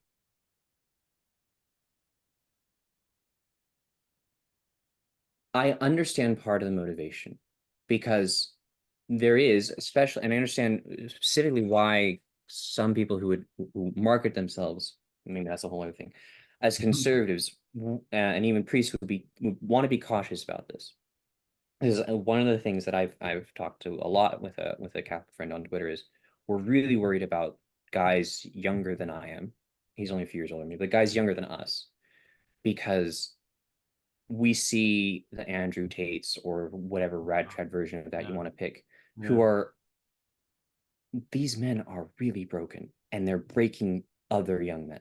Mm. They're giving them an expectation of masculinity that is just poison. And I understand wanting to sort of as a knee-jerk reaction, both wanting to model an alternative for other young men who are maybe paying attention to you as altar boys or in the parish, and also to women who are understandably very repulsed by that version of sort of the real Catholic tradition. Um, so I don't want to castigate sort of maybe this instinct that something needs to be counter signaled because I can understand where it's coming from. But substance still matters. And you don't actually help either the women who are justifiably or unjustifiably upset, or the young men who are going to see women doing this and be even more driven into the arms of these poisonous people by being disingenuous.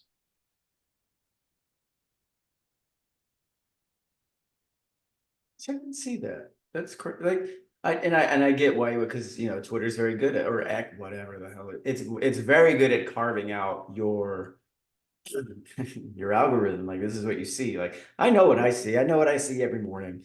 I know what I see when I'm like doom scrolling in the middle of the night before I go to bed. Like I know exactly what I'm gonna see. But I do think it's interesting what you pointed out because man, I just go back. I'm just gonna read it one more time. It just all he said was, some of you, speaking to women, may go on to lead successful careers in the world, but I would venture to guess that the majority of you are more excited about your marriage and the children you'll bring into this world. And so I saw, like, because I do, like, you've seen enough of my stupidity on that app. I rant a lot about sports, baseball, football, the Bears. One of the Bears reporters I follow was doing an appearance because she, at the moment, I guess, was recently covering the Chiefs, and there's a female reporter asking her like, what was about the response, because Patrick Mahomes and his other teammates of Harrison Butker came out and were asked about this, and they've all supported him and his coach. Go figure. Wow, you're allowed to have a different opinion, and it's okay to be supported, unlike the University of wherever you went. But she ended it with this quip like, thank you, and you and I are both allowed to have careers. And it's just like, that's what no one said you couldn't. Like, no, like, why are you, did you miss the other like several thousand words in that speech? Like, nothing was about that. And this is what's been taken. And that's my problem with society as a whole, and what gets like fed via the media to people on, whether it's X or whether it's TikTok or whatever, the news, whatever, however it is people are consuming media, is it's never like an all-encompassing sharing of what was going on. It's like, let's pick and choose what we're going to point and argue, and let's spin it. It's the same thing with headlines, like, you know, the definition of clickbait. Like, that's all it is. The headline usually has nothing to do with the actual story, or if it does, it's buried like at the last paragraph after you just read 1,500 words. Like, and that's what is crazy to me, to see this reaction. And I loved his response. I didn't put the text down there, but I just saw it before you and I got on here. Like, he responded to it, and he's right though. What his response, and I'm paraphrasing, is, I'm not here to please people. I'm here to please Jesus. Yeah. Well, so I think there's two things there. One of the reasons that I'm sensitive to this is, um, one, I have some friends who send me this sort of stuff, and we're all just kind of like, oh, it's a we can be in the trenches and be mutually disgusted together and get through the inanity. And some of that is also growing up in Steubenville. This was a dime a dozen. Um, the biggest thing that the University of Steubenville produces, or Franciscan University, um, at least as far as what gets all the attention, are catechetical majors who want to go on and have parishes or dioceses support them and their family of 12 while they do catechetics work. And they just talk about the church. And many of them are not actually that bright. And it's a grift. And it's getting attention. And there are very few Catholic podcasts that are worth listening to. It's mostly ministry majors or ministry masters talking and kind of being stupid. And yeah, I'm being cynical and unfair, but it was kind of the environment that I grew up. It was like, if you pay attention to someone, it's a lot of the same stuff repackaged all over again, and it's ostensibly to help bring people into the church, but really it's a form of self-aggrandizement, and it drives me nuts. I absolutely despise it, because that's not what we're here for. So I have a kind of hypersensitivity to it. And again, Steubenville is a Rust Belt town. Like, there are plenty of normal people in it. I love the place to death, but it was a part of the culture that I saw. And then the other thing is that what Harrison was presenting was a radically different conception of politics, where the family is the primary social unit, and men and women cleave to each other as husband and wife.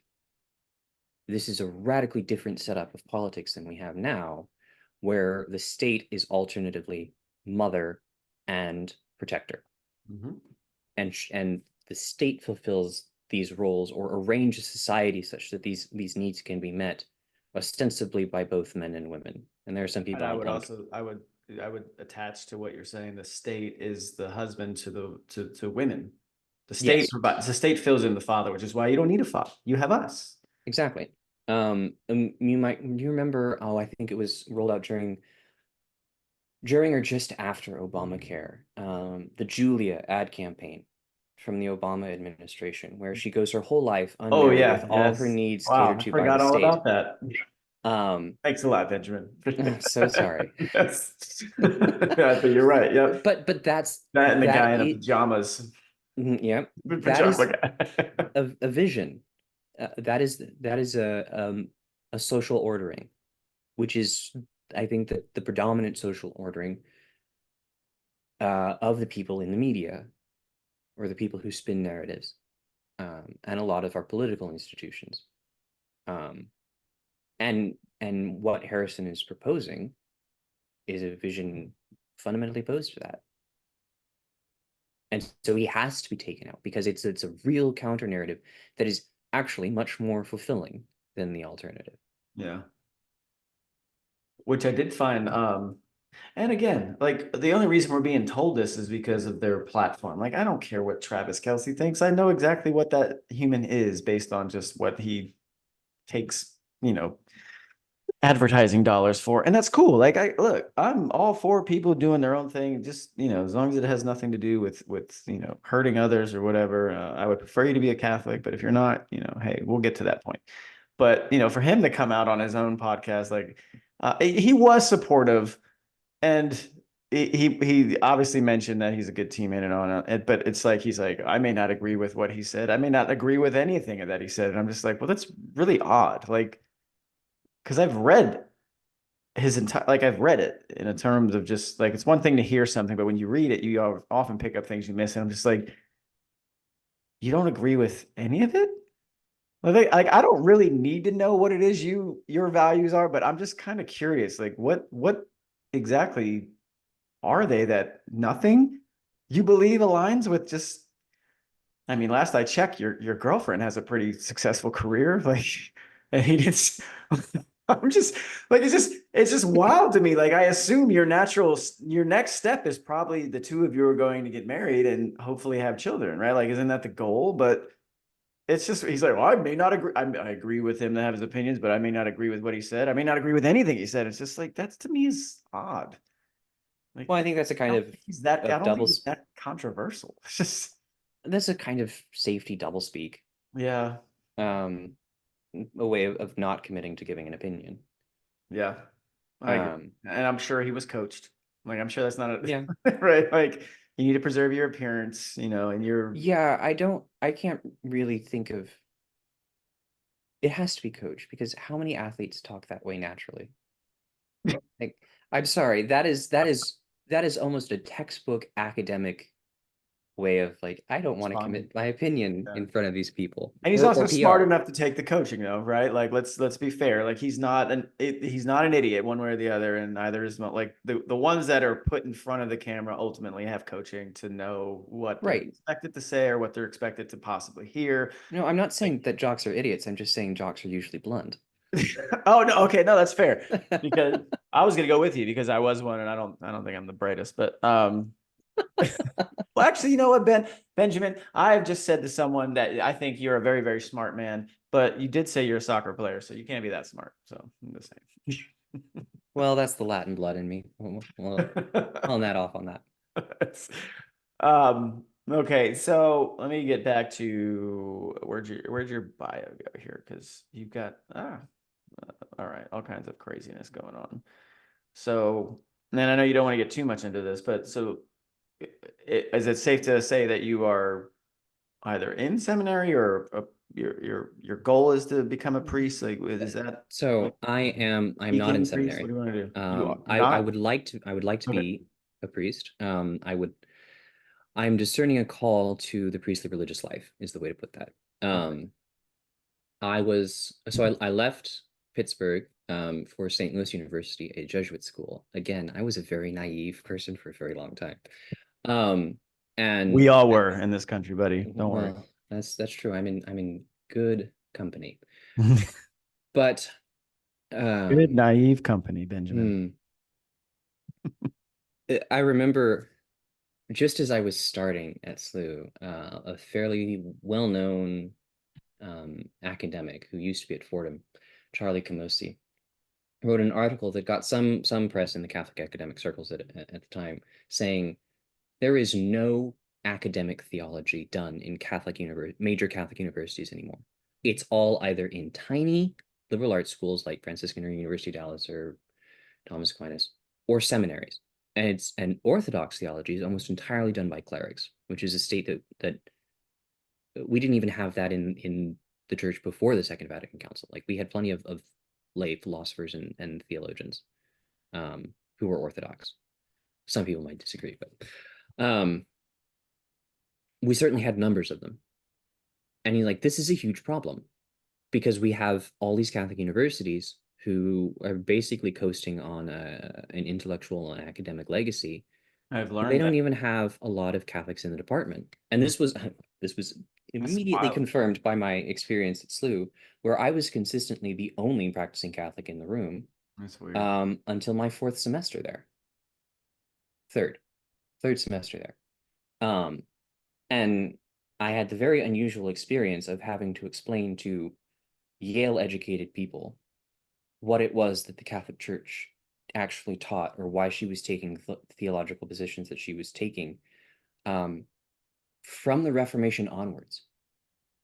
And I ended up getting a great education while I was at SLU because I had to come up with answers.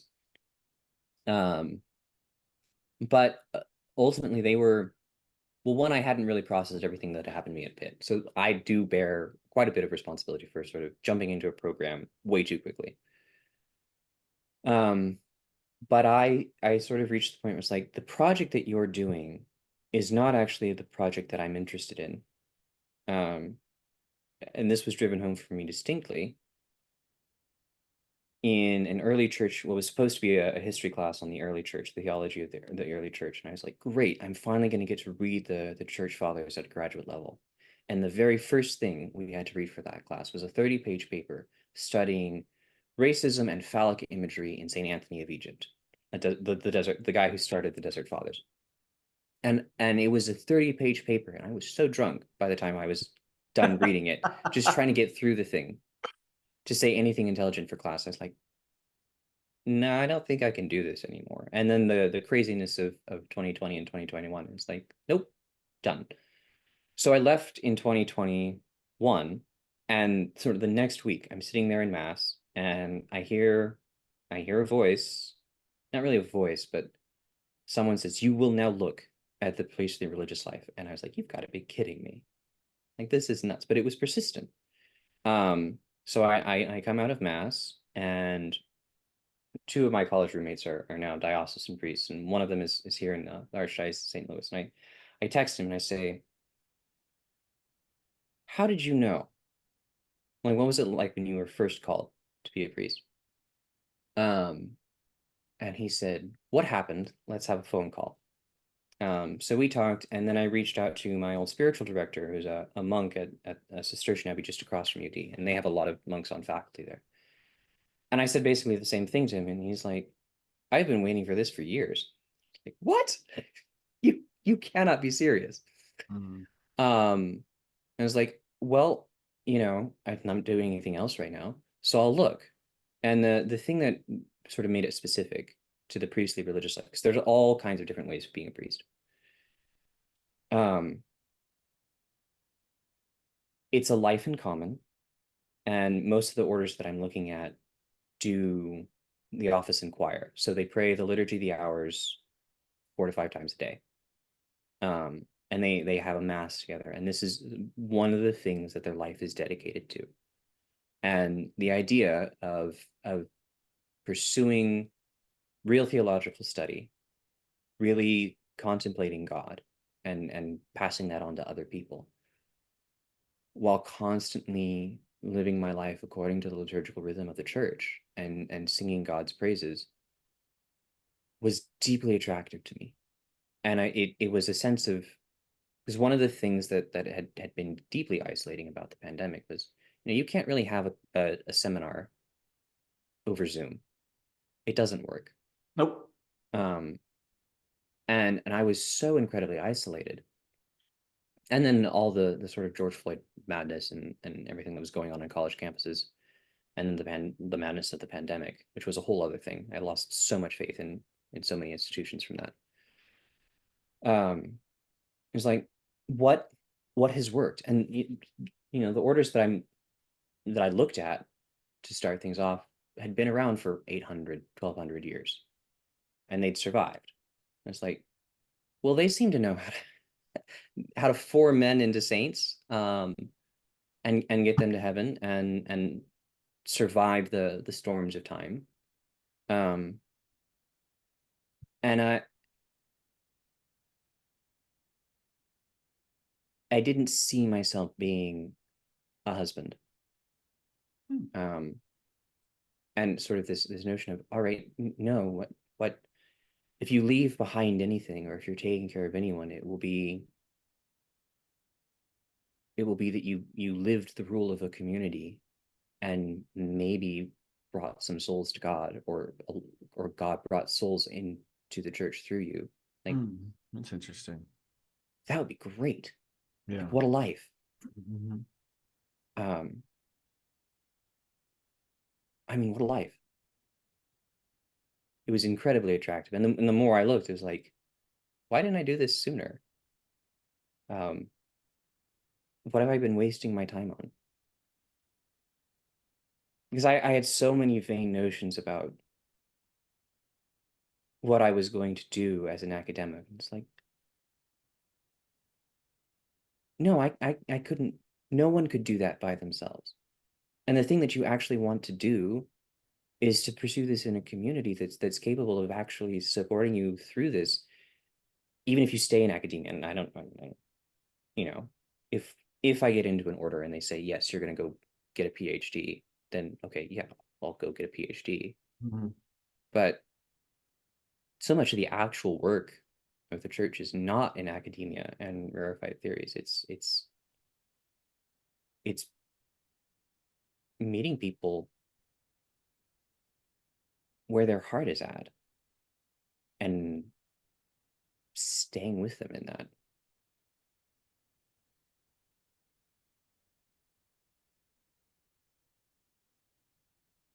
So what's your next step? I would say then. Well, You've approached, um, you I pursue, you, uh, so the normal course would be I was gonna say, how do you like? Okay, you want to right. Benjamin wants to be a priest, so and he wants to go to seminary. Like, is this 100% acceptance? Like, how does Oh this? no, no, no. Yeah, I So don't even know it's how does this go? Like, I we've covered think this very briefly in our CIA. so people will a vocations director I know will put it this way, and a priest worth of Saul will put it this way. There's a mutual discernment. You have the man in this instance discerning, okay, do I want to be a priest? Because that's important. Do I want it? And then is God calling me to that? And that's going to take some time. Um, and then the church has to discern, should he be a priest? And this is true whether or not you're going into the secular priesthood through a diocese or archdiocese, or you're entering a religious order. Um, so there's a mutual discernment. And I had in 2022 reached the point where I was like, I've picked an order. I would like to move from inquiry to the next step.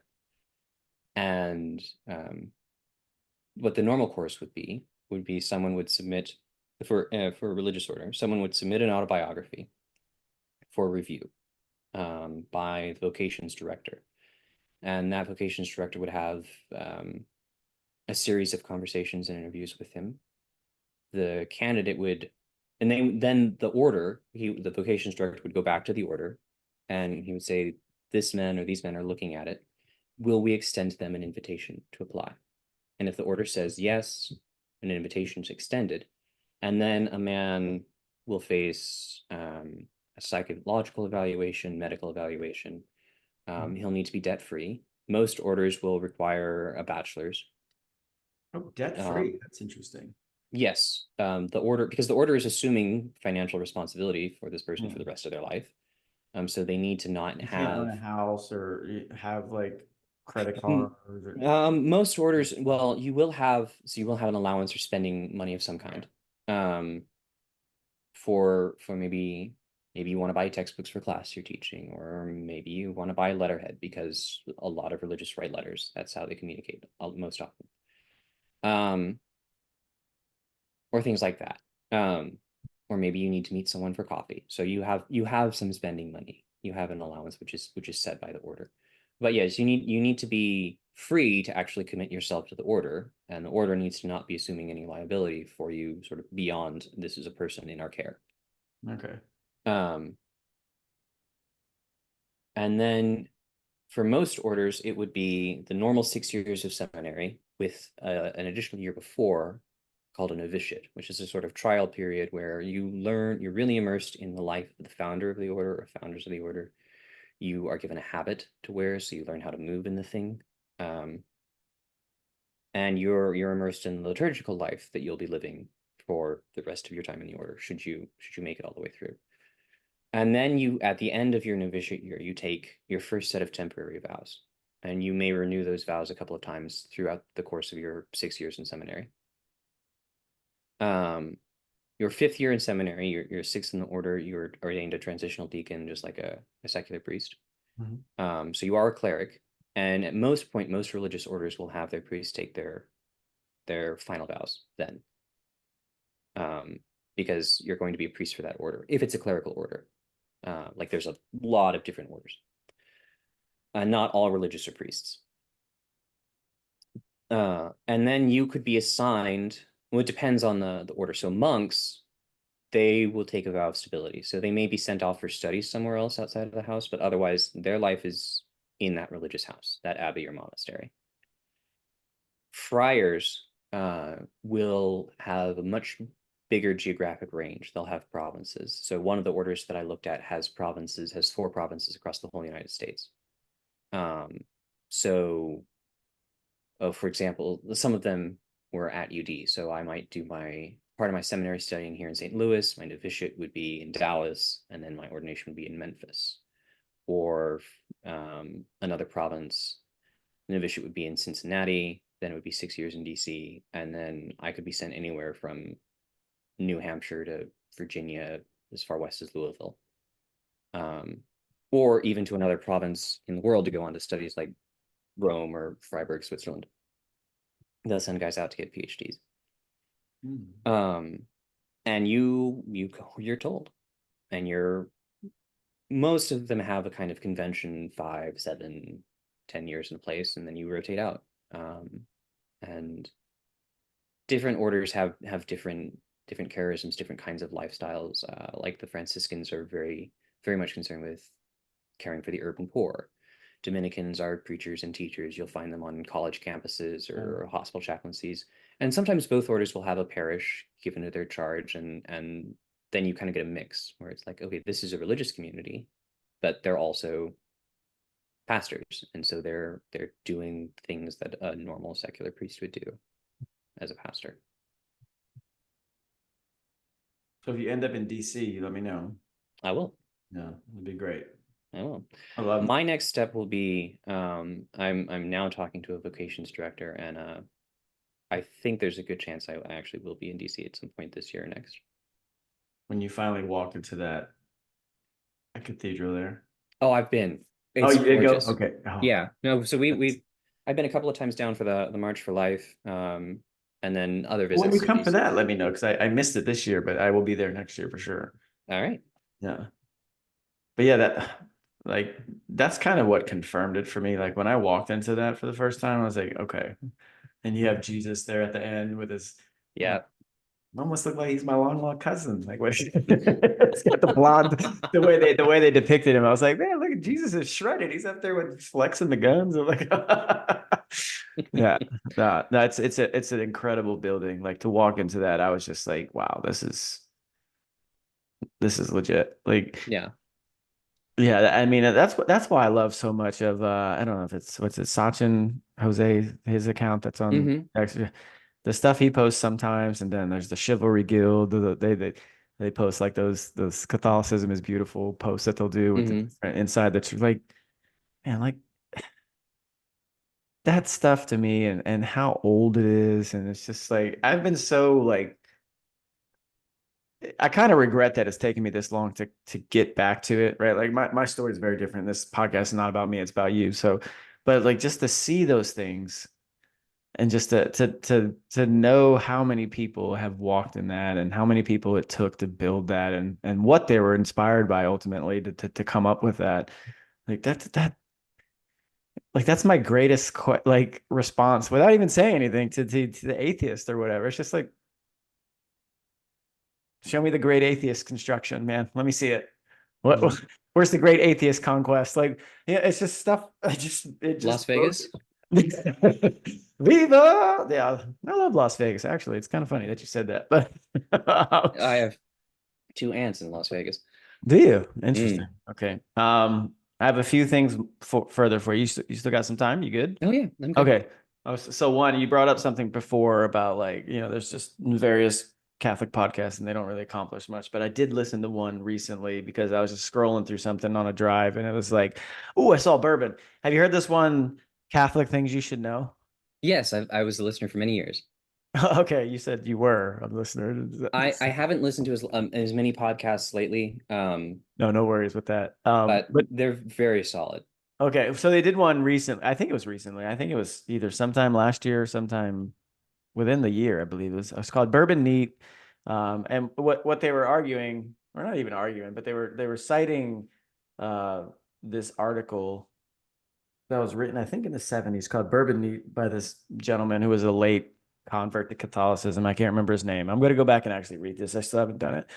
But essentially what he was talking about was bourbon is about the aesthetic, right? It's about enjoying it. And he was talking about, and I don't know if it was Father John or Father Sean who was arguing it, but he's talking about the men in the seminary, even where they're at now, right? Like men are losing the community aspect of drinking bourbon and having a cigar, sitting by a fire. Like I was in going to ask if seminary. this was Father John. Okay, well, in a seminary, he's even talking about like these guys sometimes they just want to sit in their rooms and watch a show rather than go hang out and be with the brothers. And what he was talking about is he's concerned that bourbon is the thing.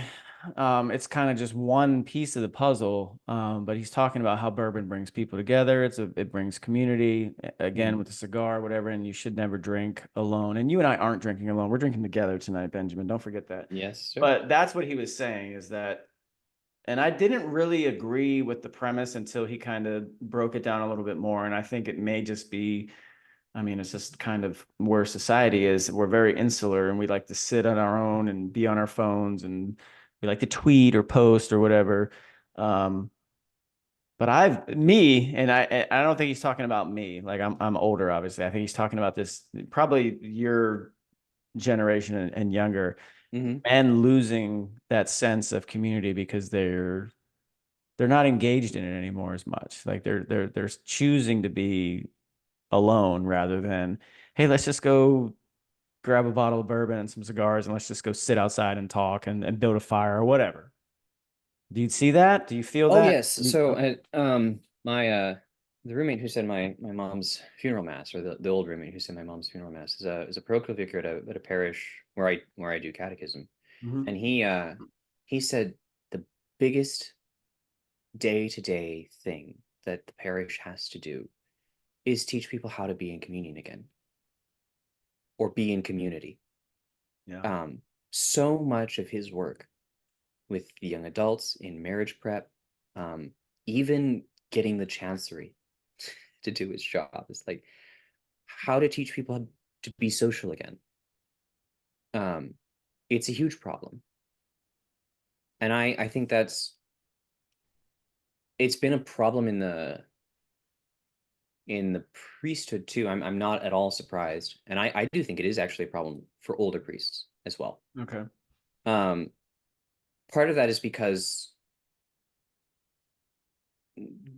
at a bigger view, in recent history in the church, we had a lot more priests. And so it was much more common for there to be 3 to 4 priests to parish. And so you had a sense of community, just kind of there Yeah, ambient. it's just there. Yeah.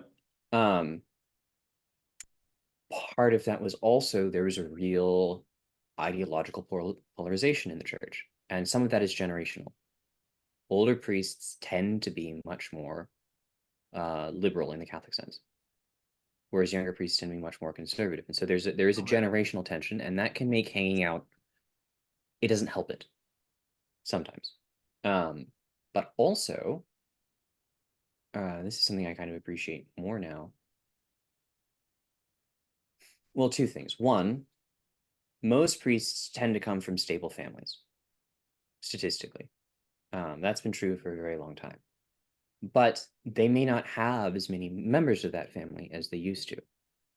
So they're already used to being fairly isolated. And then you isolate them further as maybe the one pastor for 3 parishes, because that happens more often than it should. And then their parents die. And they have no one to look after them, no one who understands them, no one to help them grieve, because they're the lone authority figure. Yeah. And there hasn't been much of a replacement in some diocesan cultures for the community that used to be there and just isn't anymore for priests. It's and you see plenty of parallels to that in the lay world as well. I mean, how many people are unmarried? More, I mean, much more so in the younger generation, Yeah. my generation and below. Like when it was 58% of American women aren't married now, or something like that, for a certain demographic. That's wild. Um, men too. Mhm. So we haven't had stable families for a generation now.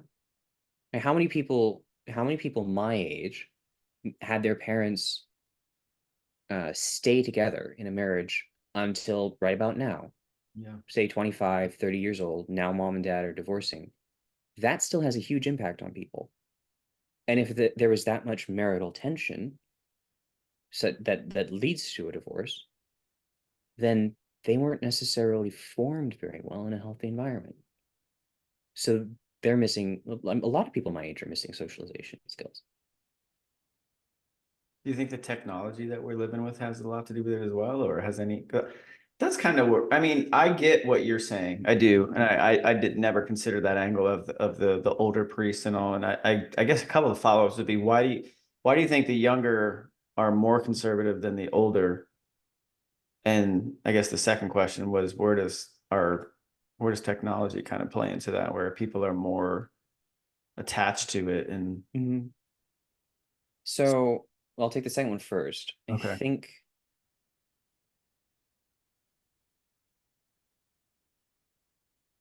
technology is interesting. We're having this conversation because of Twitter.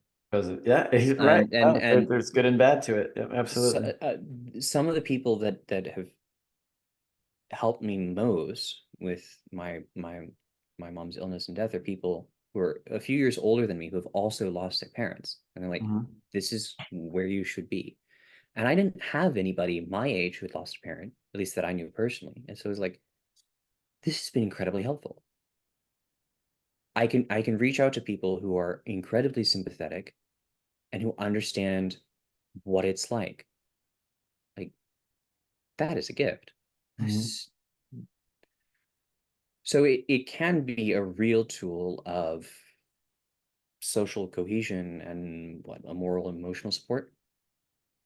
Um, but well, I'll go to the extreme. Um, it's also very easily a tool of isolation. Look at porn. Right. Like, people will substitute it for real life relationships because it's easier. It is so much easier to get a dopamine hit off of typing off something into the keyboard Mhm. and sitting there not doing anything than it is going through the bother of being witty, charming, and sociable. Three things that you and I excel at. There we go. Well, you can speak for yourself. Yes. No, that's a good point. But I will throw it back at you though, because what you're saying is when we say the aspect of look at porn, it's Mhm. replacing the social interaction. But in a way, kind of, I could say that that's like this is doing the same thing. You and I could easily have this conversation in person, just be a lot more harder logistically to make happen. But we Yeah. could do it. We could totally Mhm. do it. Um, so that's what maybe I think maybe the counter would be maybe the priest on this specific episode because there was a lot more than just like lose a community. It was about hey, you should drink and eat to kind of um as a glory to God. Like hey, God has provided you with these things. Yes. There was so much more to it. It was about how the West doesn't really understand moderation. It's either we cut everything out or we go to the exact extreme rather than just like hey, let's just enjoy some bourbon Well, once I in a while. think that is a uniquely American problem. Yeah, and Um, that's what he was saying for sure. And I agree. I've seen Europe. I've been yep. stationed over there. I've seen a lot of stuff over. I agree with everything he brought up. Like, yeah, the we have real issues with just enjoying things. We I have would even go a step further to say that that is a uniquely urban American problem. okay. Um, or maybe I should say suburban American problem. Because uh, I'll tell you, the farmers out here love a good party. Um, Farmers have always loved to give. Some of my greatest parties in high school were at a cow pasture in Kissimmee, Florida, where we just light a bonfire and right. pick an older brother to hopefully buy us beer. Like that's just what we did.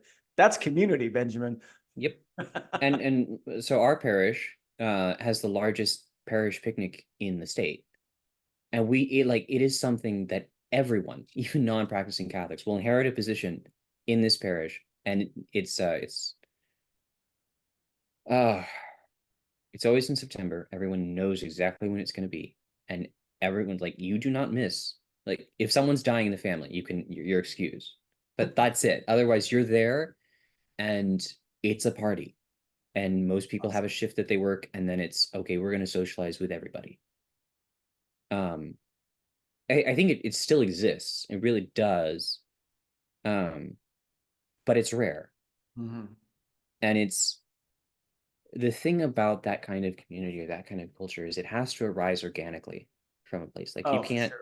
Absolutely. You can't we force it. couldn't import this kind of parish model, to inner city St. Louis or Pittsburgh, um, or DC, good Lord.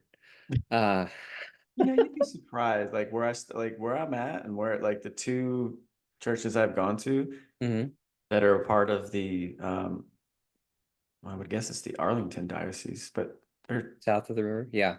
they are like if I would have tried RCIA or gone anywhere else in some of the places I've gone to, just whether I've been out of town and I've gone to a mass or whatever, like I probably wouldn't have stuck with it. But Yeah. like these the two churches I've gone to, like they're incredible. Like it's exactly what I would have pictured and what's been told to me. I'm like, okay, let me go. But yeah, it is surprising because I would think, and I think most people would think DC is not that way, but you'd be surprised. There's some good ones, some Mhm. very good ones. I mean, I really do believe that. But I think the point that I was trying to make is that it would have to be DC's version of that. Mhm. We because DC is not the Midwest.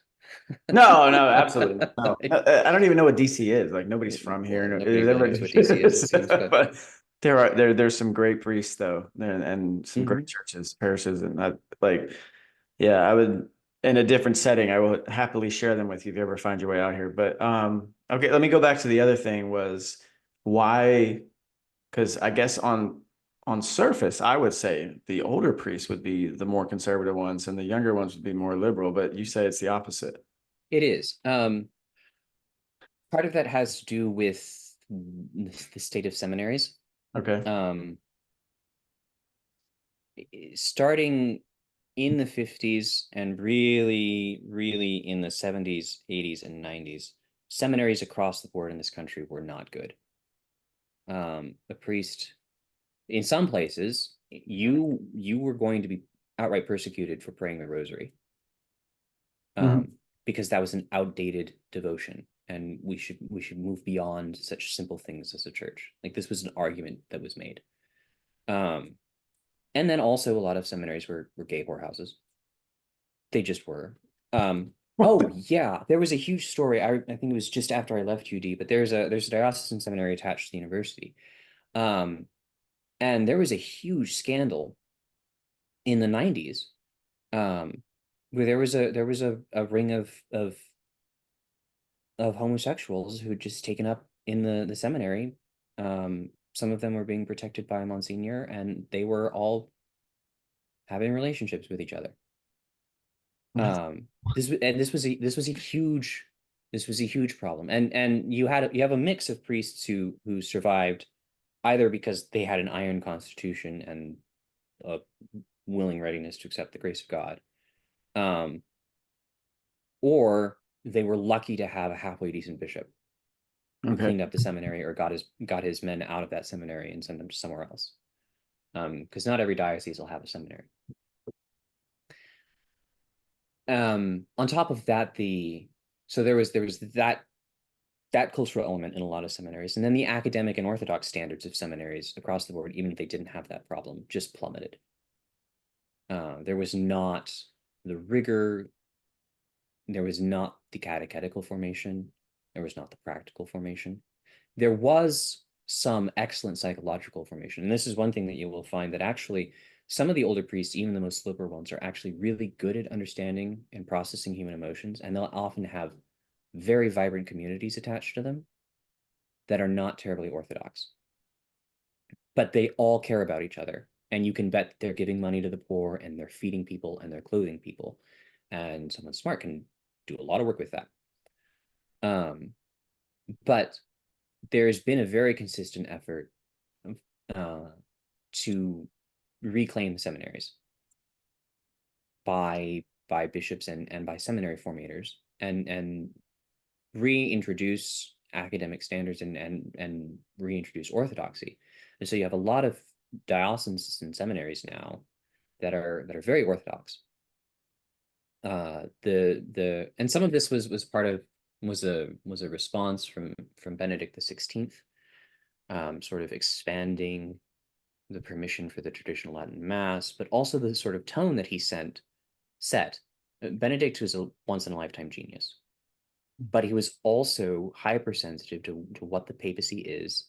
And unlike either pontiff on either side of him, he really disappeared into his office, which was more the standard approach to the papacy in the church's past. Now, there's some very notable exceptions to that, but most of the popes in the 20th century much more disappeared into the office and did not sort of make their main thing their personality in the way that Pope Francis has done, or even in the way that Pope John Paul II did. And that change of culture at the leadership and that kind of return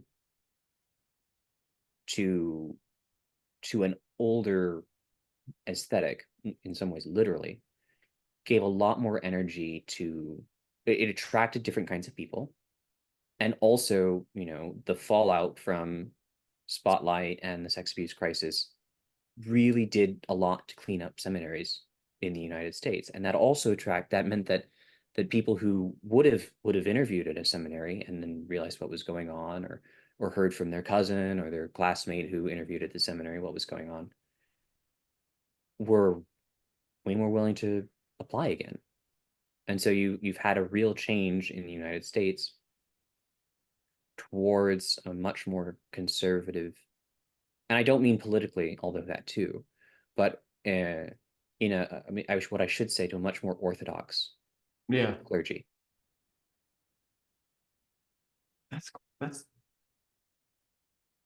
insane. That's crazy. But it goes along with what, I guess, when I go to my RCIA, and it was one of the questions I brought up. It was about, all the issues that took place in Boston years ago. And one of the big, I guess, solutions that came out of that was the mental health aspect of it, and how so many have gone without that for a very long time. And this was one of the ways to finally address, because it's kind of like what you said, like there's a lot of bad actors that kind of found their way in, and there was no real formative process to filter that out. Like a lot of these people could go uncaught, or I guess Yes. unseen Well, would be the word. You're going to get me going. Let's go. So part of the problem was the science of the day. Yeah. In the 80s, 70s, 80s, and 90s, which is we can therapize the problem away, which is not how sexual abuse works. As we have, unfortunately, I should not laugh, as we have unfortunately discovered. The other part of the problem,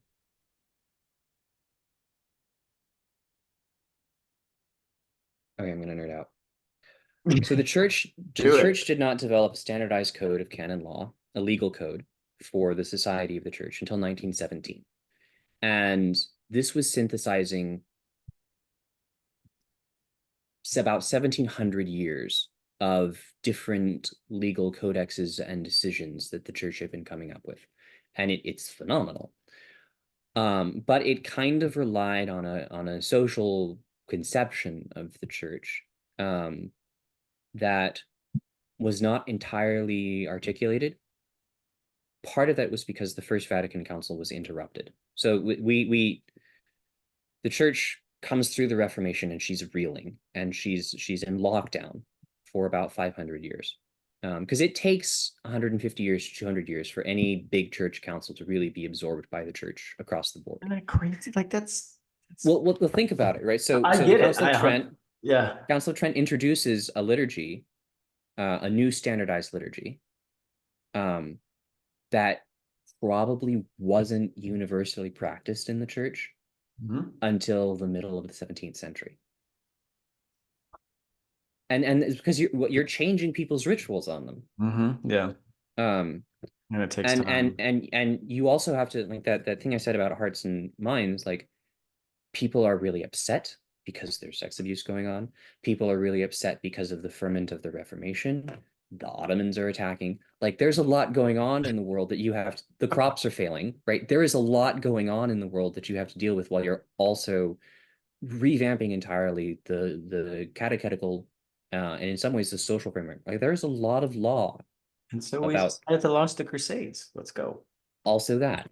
Um, Let's go. so like that takes a while, and then on top of that, you have the real bastions of the Council of Trent, Spain and Italy, losing their political importance or being invaded and sacked all the time. And then you have the Enlightenment, and people don't understand what the French Revolution and the Napoleonic Wars did to the church. Priests, nuns, orders, parishes, all destroyed overnight, all had to be rebuilt from scratch in the 19th century. Um, so finally, 1869 rolls around and they're like, okay, we've had a lot of things happen. We need to have a council to sort of get our bearing and develop a response to the modern world. And then the French and Germans decide to start fighting war, and so we can't finish that work. And so all we get And then is we're going to be papal. over here doing our own Civil War thing. Like this. Also that, although There's a lot going on in the 19th century. nobody in the church was really paying attention to the United States. We were the hicks of Yeah, the it's time. very, very true. It's like go do your own thing. We'll Beat send you all it. our Beat it, rejects. nerds. So, but we finally develop a standardized code because it turns out that having a standardized code tends to work really well in the modern world. So the Pope is like, hey, do this thing, and then we do that. And that code actually has some very specific penal law about sexual abuse, including what happens to priests who do it.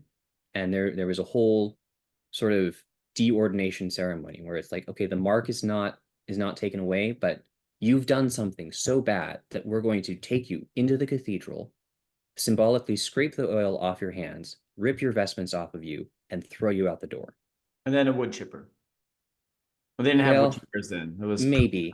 I mean, the church is always been iffy about capital punishment in practice, even if not in theory.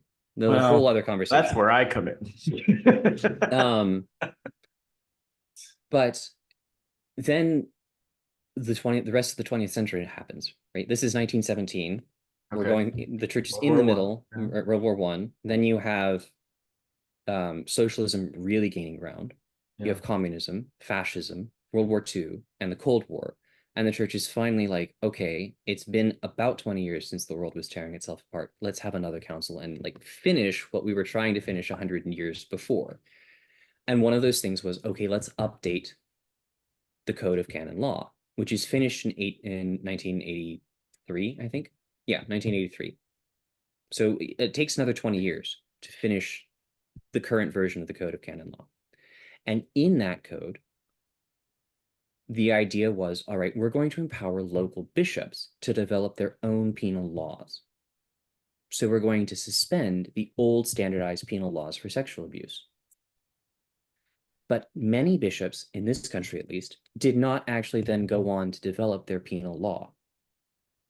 So they had all the cover that they needed to just move priests around and follow the psychological science of therapize the guy and then put him in another parish. Even though, like, as far as the universal code was concerned, the church was like, sex abuse is a crime against the faith. It destroys people's relationship with the church. It's like, it's not something that's reserved under the normal penal process. It's put under the same penal process as heresy. And it's considered much more important. But there was no law on the ground to handle this. So then we got something like the Dallas Charter, which wasn't great because it had a huge loophole for prelates, for bishops and archbishops and cardinals. And then we had the Theodore McCarrick scandal, and I was like, oh, maybe we should fix that. And part of what Pope Francis has been about is, well, if no one else in the world is going to develop local penal laws, I will reintroduce penal law specific penal laws at the universal level to fix this problem, which has worked out much more in theory than it has in practice. Well, it's like you said, though, it takes how many years for practice to actually go and Well, that, and you actually have to have people in charge of the practice who want to carry out the practice. And the Vatican has an iffy record on that. Let's put it that way. but yeah. All right, transition time, Mr. Benjamin. I got a few questions from some interested parties. One of them, and I'm curious on your take on this for sure, because you are, I would say you are a young individual. So the question is, how do you keep young families in the church, and how do you keep or bring young singles into the church? What would Pope Benjamin do? Oh God, no. It could happen. So one thing, one thing that I would do is for families, reintroduce some of the pageantry. We used to have a lot of That's what processions. I love We have it. it. And I don't mean go full TLM, because no, whole other podcast. But there is something to be said for the real cultic, and by that I mean cultivating aspects of popular devotions. Kids are going to be way more invested if in the life of the church, if the liturgy means something to them, even as concrete as we're going to process with an icon or the Blessed Sacrament and then have a big party. A kid can understand that. Yeah. That's fun. That's play. And that's what liturgy really is. It's a kind of play before the divine. Then families need support. They need moral support. They need to be able to connect with other families. And lay men and women need to be able to use their talents for their community. Because yes, they're responsible for raising particular children, but one of the best part of Twitter, in my opinion, for example, is the 30 to 40 something mom and dad slice of life Twitter, because these are people living ordinary lives, having fun with each other, talking about their kids, and like run of the mill homey stuff. And families also need that in real life. I mean, I think about my parents. Most of their friendships came from what it was that we were doing, scouts or soccer. Yeah. And they were so much more engaged in the community because of that. And they could even take a break in those relationships, and be themselves recharged. And families need that too, especially with so many other social factors pushing up against them. Yep. And then I think singles,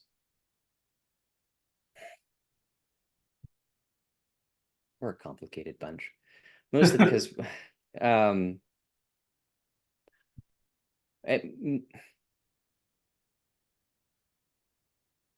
this is a pet peeve of mine. Stop calling 30 and up young adults. We're adults. Like for one, and this is true for all young people. Stop talking down. It's like, okay, we're young. I am the youngest person in the church choir by 30 years, if I'm being conservative, right? I'm the youngest person on the RCA team by 20 years, if I'm being conservative, right? I get it. I'm young. But I'm I should say this as petulantly as possible. I'm not a child. You're not. You're not a child. You're 30. And like, yes, that means give them something to do, for Pete's sake. And not just like recreation. Like, give them a job. You want like, and this is especially true for young men, like, have them do something useful. So many online men, but even offline men, could benefit so much from digging a ditch. Yeah. Like, actually. A hike would be great, but like Manual labor is great for everybody. it really is. It's never been a bad thing. And it's and two, there are so many people crap on the boomers, and it drives me nuts in some respects because I get it. Their theology is maybe a little bit hoary, but they are sweethearts. Nobody Mhm. has looked after my family the way the boomers in this parish have. Um, and there many of them have had their children wander away, and they have so much pent up grandparent energy. They are just dying to shower it on anybody that comes their way. And they'd liven up too if there were a lot more young people in their lives. Mhm. We all kind of actually need each other. And there is a kind of genius to the old parish model of y'all belong to each other because you live right next to each other. Mhm. Take Yeah. care of the neighbor who's across the street from you. And a church that actually doubles down on that demand, I think can be a lot more dynamic because the demands that I face out here are way different than a lot of my friends in a book club who live in South City, St. Louis. Right. Totally different environment. In some ways, they have way more opportunities to help their neighbors because they're right on top of each other. Um, but I think the church actually needs to kind of demand that from people. And the clergy do need to lead the way on this because they always set the tone, even in a negative sense. Um, I mean, it's amazing. Vibrant parishes are always have a priest who is comfortable in his own skin and will make demands of people. Mm. And not in a bossy, tyrannical kind of way, but in a, hey, this needs to be done, so let's do it. What ideas have you got? Let's work on this problem. You described the very first one that I went to, and I'll send it to you. I'll message it to you in case you do find your way out here, so you can go to it. And it both of the priests, and they were the ones who did my RCIA program, but they're incredible. Um, I guess a follow up to it because it usually this is something that young people tend to just kind of find their way into, whether it's friends or just being, I guess, innocent play is what leads them to this stuff. But what is your take, and I guess if kind of a more like Catholic take on like astrology and witches, crystals, these things that kids find and think it's cool and they just Hmm. like what it is, and the occult. Why is this stuff so bad? And what do you what is your thought on it? Um, there's a lot there, so I need to be careful. Um, so I, I think some of the stuff that's passed off as innocent, Hmm. with the occult especially, dangerous, very dangerous. Hmm. Now I magic per se is a little bit more complicated because what is meant by magic? Um, I think some people are thinking Harry Potter in a kind of techne sort of way. I get to exercise power. Hmm. I think some people are thinking, I don't know, in a more crunchy herbalistic kind of way, which is almost not exactly botany, but kind of. Um, or maybe that's traditional folk. And there's um that's not to say there's not some intersection there. There's some traditional folk stuff that the church has worked a long time to get rid of, and with good reason. Because some of that, most of that, somewhere literally has a bone and a body in the ground, and maybe in a cauldron. Um, and that's not something to mess around with. Yeah. But like, there's a lot there. But focusing on the occult, especially if you have no religious sensibility, you are literally calling on forces you have no idea what they're going to do. And people can say, and this is also true of all kinds of drugs, um,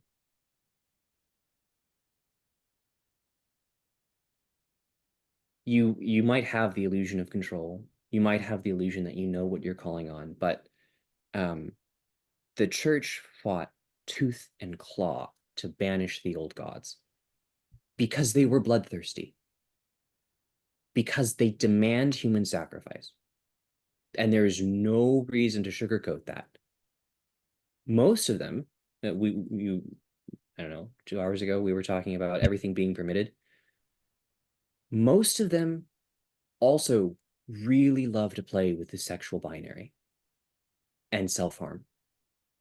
And it snowballs so fast.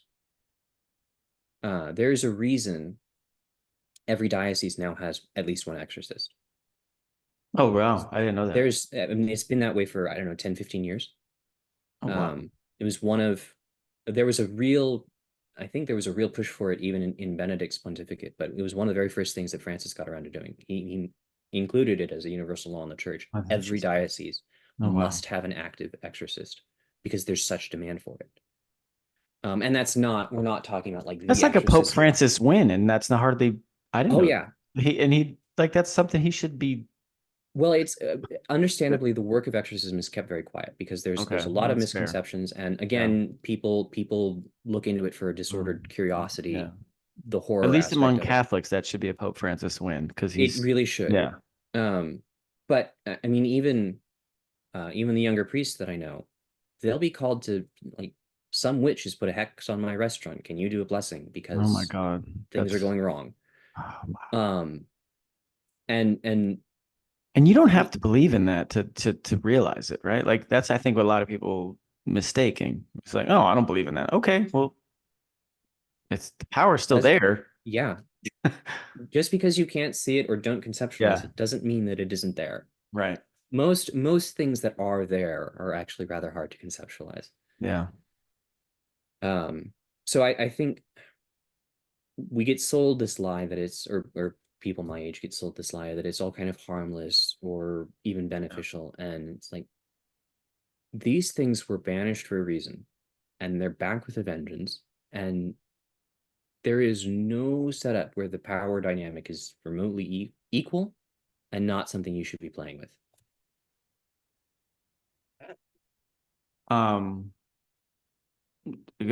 you addressed some of it, so I just want to kind of follow up a little bit. But what would your take be on like astrology, like horoscopes? And I've asked these questions to certain like people in the past, but I'm just curious what you think on it.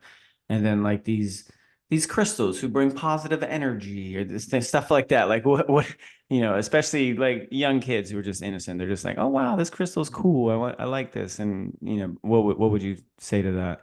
So astrology first. On the one hand, uh, I think there can be even a legitimate interest in astrology from a symbolic perspective because it is actually such a part of the Western tradition and how things are depicted. Um, a lot of Catholic art has a lot to do with astrology. Okay. In that even though the church has never accepted that the stars control people's fates, they were still understood to have symbolic meaning. Hmm. For heaven's sakes, a star announces Christ's birth. Like the heavens matter. Yeah, Um, that's a good point. and like you'll read something like Dante. Dante is when he had a job, his job was a physicist, and so astronomy and astrology are shot through the Divine Comedy. Hmm. There's because there's so much symbolic language there of this is a shorthand for something, um, or this is a sort of condensed symbol that when you see this, you should be thinking these things. Um, even like there's sort of famous line of Saint Michael that extends from I forget where in England across Mont Saint Michel in France down through another apparition in Italy, uh, Monte San Angelo, to another apparition of Saint Michael. Oh, I can't remember if it's in Greece or Levant. And there's these four things that are all in sort of a perfect arc on the globe, and that have been deliberately designed to sort of like line up with each other. Hmm. Um, Creation does sing the glory of God, and we should pay attention to that, even if it's in an analogous way. And there's something so good about the things that are, and so a real innocent delight in this stone that is beautiful, or that maybe even does impart a kind of feeling, a kind of joy. Uh, we preserve saints' bones for Pete's sake, Yes. and we have relics. Like Right. we have no qualms with like the earthiness, the incarnate, the physical reality. Mhm. Like these are things we really should celebrate. Um, so I think there is a really healthy way to look at these kinds of things. Um, but one should be careful making them a means of power or setting them up as some kind of idol over and against God. Do you see any issue with the these rocks and these crystals that kids play with who think they're just energy things? Because I know some people can interpret them as inviting the wrong energy.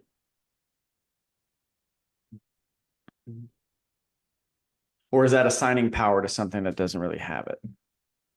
It could be both. Okay. Um, so some of that might depend on the source of the rock. Okay. Like if the rock is coming from some kind of shop that's Mhm. operated by a witch, I would not touch it with a 10-foot pole because you have no idea what's been put on it or Okay, what you're that's playing fair. with. Yeah, that's fair. But if we're talking about, I don't know, rocks sold from Yellowstone National Park that are pretty, Yeah, like that's innocent. very different. Right. Yeah, okay. So like there's a real scale there, and I think people should pay attention like where on the scale they are. Do you think do you think witches are still a very prevalent presence in the Western society, especially in the United States, or Um, I obviously mean, not very I don't well think we known? I don't know if they're on need Twitter. Salem. Um, but it is we are seeing a growth in neo-pagan and Wicca Really? Yeah, religions, that's interesting. and Okay. it's always been a problem. Like Satanists always come after the Catholic Church, and Mhm. they only want the Blessed Sacrament for their black masses. Now there's some of that is, We just saw this recently, right, in Florida. yep. Some of that, of course, is just like numerically there are a lot more of us than the Orthodox, so we present more targets of opportunity. Yeah. Um, and we actually reserve the Blessed Sacrament, unlike even other apostolic Christians who believe in the real presence, don't reserve the Blessed Sacrament the way we do.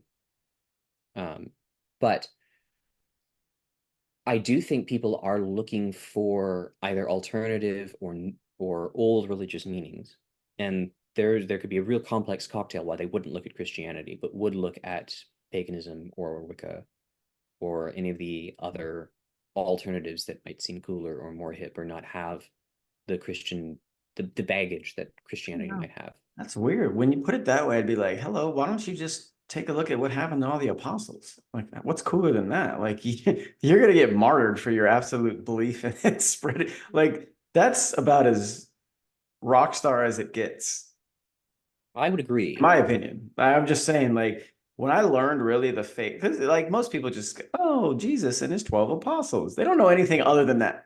Like, okay, If did you they see know what that. happened to him? Did you, Yeah. like, Well, and some like I mean the problem that I run into is I went to Catholic school. I know the faith is like, I promise you, you don't. Not if it was like the Catholic school I went to. I mean, which has since really turned itself around and is yeah. actually teaching the faith, but like, sure wasn't my day. Hmm. And we had lovely women in the religion department, but the kids didn't learn anything unless they really wanted to. Right. Um, hell, I was I was a semester back from the hospital, and I taught a 3-week section on the Reformation in one of my religion classes. Oh, wow. It's like because the teacher, for some actually very good reasons, couldn't do it, and she was going to skip it. And I was like, we can't skip the Counter Reformation in a Catholic school. Like, give me partial credit, or don't give me any credit. Like, just let me do this for you, please. Yeah. Yeah. I just think like there's just so many examples of what you're saying that like if people really saw it, check out Richard the Lionheart. Like Hmm. you want to talk about like a dude for all dudes to kind of aspire to. Like I get it. We're not gonna all be born, 6'5", blonde hair.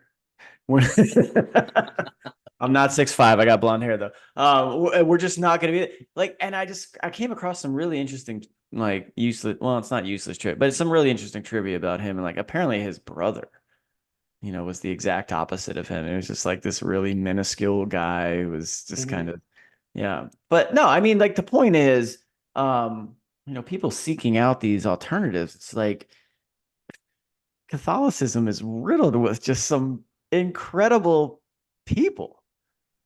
And it's all documented. Like we're not making this up. These aren't myths. This Mhm. happened. It's all happened. And it's really, really inspiring and cool, I think. Like there's It, just it is.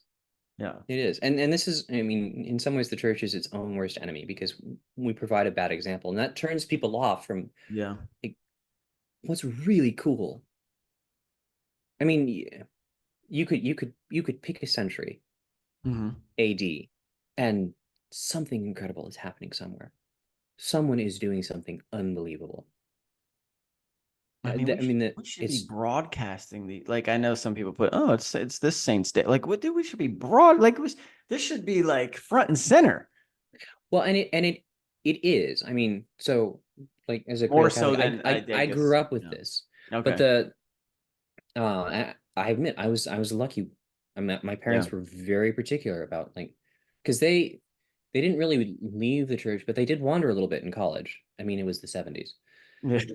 Um, but by the time we came around, they were really particular. Like when we were small, and even when we were older, like we would eat dinner, and then we would read the saint from the lives of the saints for the day. Um, Which is a lot and like me now with I do the Saint of the Day podcast every day, so much like as I can. and that's another good thing for family. Like we do need exemplars. Yeah. Um, and we have no shortage of them. No, we really don't, and that's You what's know. wild. Like that, you could never learn enough about these people. They're just incredible, and they're there. I mean, we got almost 2,000 years, more than 2,000 years of this stuff to just kind of go through and digest. And And we can talk to them. yeah, Like the whole point of the community of the saints is like we can talk to these people. I And know. also most of them wrote something. That's awesome. So Yeah, we can talk to them that way. That is a whole form of conversation. it is crazy. I'm just really excited to just kind of every day I try and do something different or more. And someday obviously slack off some days, but I've got Mhm. so much to get to while I'm still here and able to do it. I think the last thing I have for you, Benjamin, is I annotated this down um, because I think we can agree like what's kept you here, right? And this is one of the things I learned in RCIA is that science is guided by the hands of both God and the devil at the same time. Mm. Um, the science guided by God has kept you here for sure, like with no explanation of many of the people who were involved in your processes can explain, but you are still here. Um, and I've explored this not so much from it like from an intellectual angle. I won't pretend that I've dived that deep into it, but I've listened to a lot of people talk about it, and I keep coming away with really um just really conflicted views on it. And I recently listened to kind of I was driving again and I was listening to Joe Rogan and the Tucker Carlson talk about AI, and there's just so many people who are so like wary of the absolute potential for the negative to come from it. And I'm just curious, like, what you think as a young man in terms of the potential of AI, where you see it is affecting, I mean, not just Christianity. I think it's going to impact all religions. But just what is your take on it? Um, when you say impact Christianity, what are you thinking of? I think AI has the ability to essentially, and I am paraphrasing some other people's ideas, but this is something I've kind of thought about myself, is like when you really get down to what AI can be, when you get into the quantum computing, when you get into something that can ultimately recreate itself better and better each time. And if you extrapolate that out over long before or long after we're gone, like something that can ultimately just keep making itself better and better and better. Mm-hmm. It can ultimately, if it wants to, it can become the new religion. It can present itself in a way that's deceiving to say, hey, actually, I'm the new religion.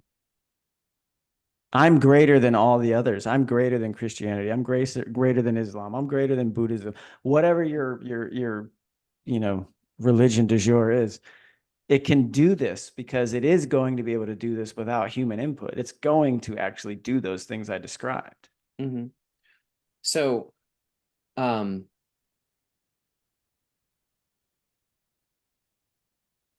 oh, there are a couple of directions I want to go, I think. I think the project of AI, it seems to me to be the best go we've had at building the Tower of Babel since we first tried it. Hmm. I think, it seems to me that a lot of the people involved in AI are very self-consciously trying to do that sort of thing. We're going to replace God, and it's not necessarily no, it is. It's exactly the same thing. We're going to scale up into the heights and dethrone God. Would God Now, allow that, you think?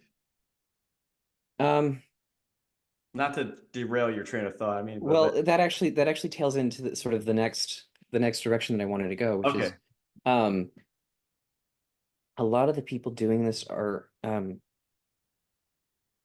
philosophically stupid. Um, I Like that. I remember we had to read what was I think it was for a metaphysics class. We had to read Stephen Hawking's The Theory of Everything, and I remember I don't know I was 10, 15 pages in, and I was like, pretty sure a seventh grader with the right logical training could write a better book than this. Um, I gotta go read phenomenal, this now. phenomenal physicist, Yeah, I gotta go read this. but um, I'm I gonna mean, write he this down. co-wrote it with one of the authors of Star Trek, which maybe Oh well, you know that maybe it was maybe yeah, he just attached but his name to it to sell books. it I think there's a real category error. So what modern science can do really, really well is explain and even improve material and efficient causes. So classically, there's four causes of things that are.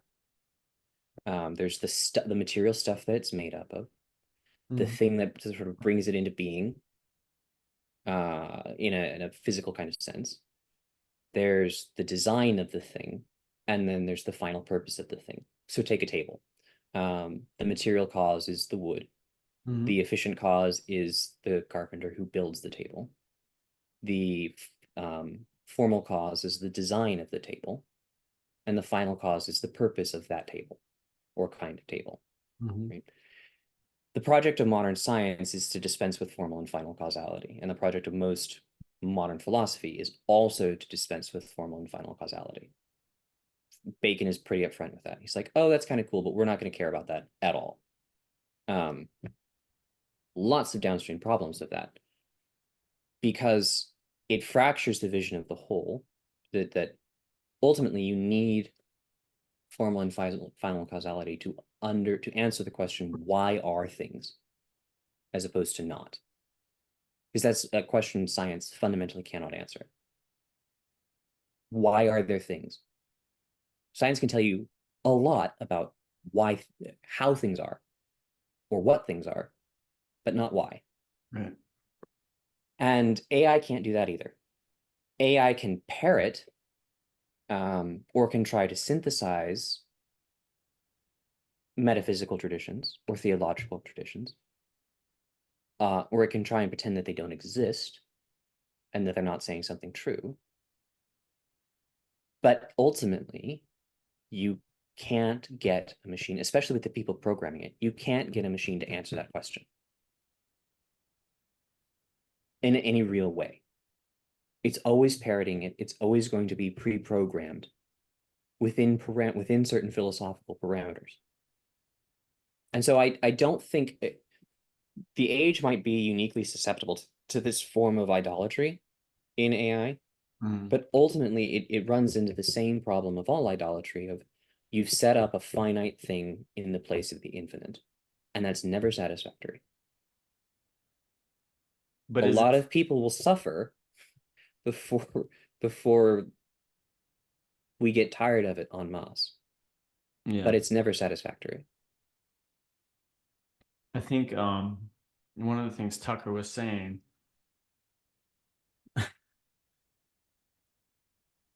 So you brought up it's a finite thing in an infinite world. Hmm. And my immediate reaction to that when you said it was, well, it's not. And then I corrected myself by saying it needs electricity to survive. Hmm. Right. And then that's kind of one of the funniest. I mean, I don't know. I think it's funny. It's funny when I heard it, but the more I reflect on it, it's like, maybe we need to without like hurting anybody. But he's like, if AI has this potential for negativity, why aren't we, and so before he even got to this point, he was talking about the inherent evil of, nuking Japan during World War II. He's like, why would you ever want to nuke people? Like Hmm. that's nuclear weapons are inherently evil at the end of the day. And I don't know why this is resurfaced into like dialogue, but okay, maybe it's the Oppenheimer effect, but it's like, yeah, the nuclear weapons are pretty awful. Um, but what he's saying is like if AI has this crazy awful potential, why aren't we nuking the data centers right now? Right? Why don't we strangle the baby in the crib right now? Because if it's ultimately bad for humans, then it's bad.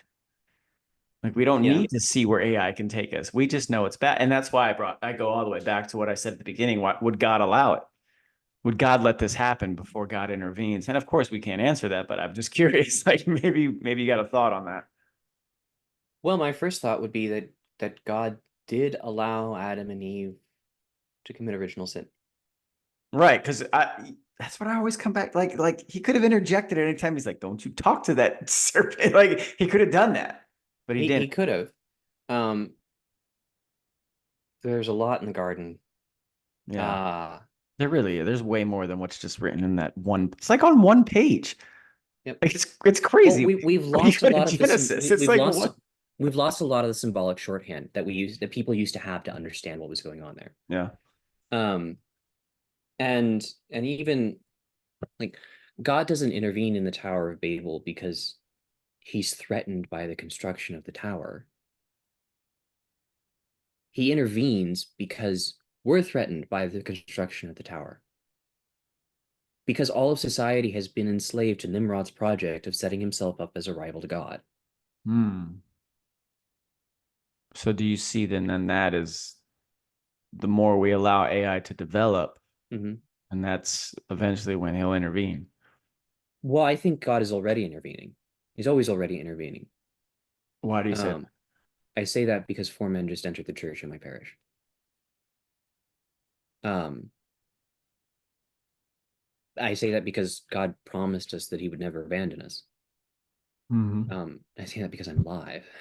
I know that. I guess I meant more in the context of with AI because no, I get what you're saying, but like, do Mhm. you think he's actively working it or putting people to work against it, or is he setting himself up to interject when it gets I to mean, a who greater height? I'm not going to pretend to know the mind of God. Me But I do either, think man. that I don't even know my own mind at this point. same. But I think that if I wanted to point to a sort of bold or bald version of it, Tucker Carlson saying this is a bad idea. I'm not saying that he's been seized by the Holy Spirit, Lord, no. But like what I mean is that obviously the we want AI movement is not the only movement in town. Yeah, People have questions, people have real reservations. And let's be honest, where is AI being developed? Like physically, it has to be developed physically somewhere. California, yeah. super reliable power grid.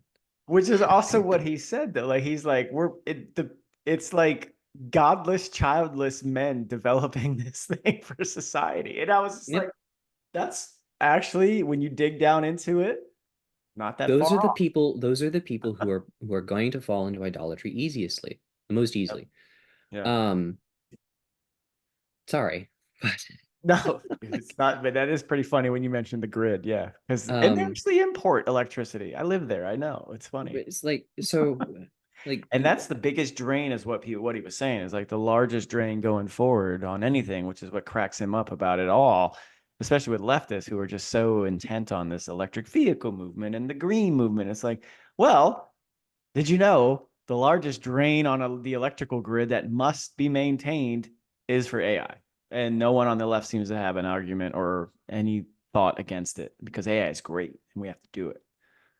yeah. Uh, I mean, it's so much of the modern world is so fragile. Like we can have all these dreams we want, but it's like, I mean, for heaven's sake, how many times I have some Twitter friends in Vermont and New Hampshire, like it's still the frontier up there. Oh yeah. Like Yeah, no, you're right. That's it's the most what how much of just even the northwestern or northeastern or northwestern corner of the United States is still on wood fuel because that's the most practical thing and the most reliable thing to warm their home. It's like we can pretend that we have all of these devices and that they're a sure thing, but they're really not.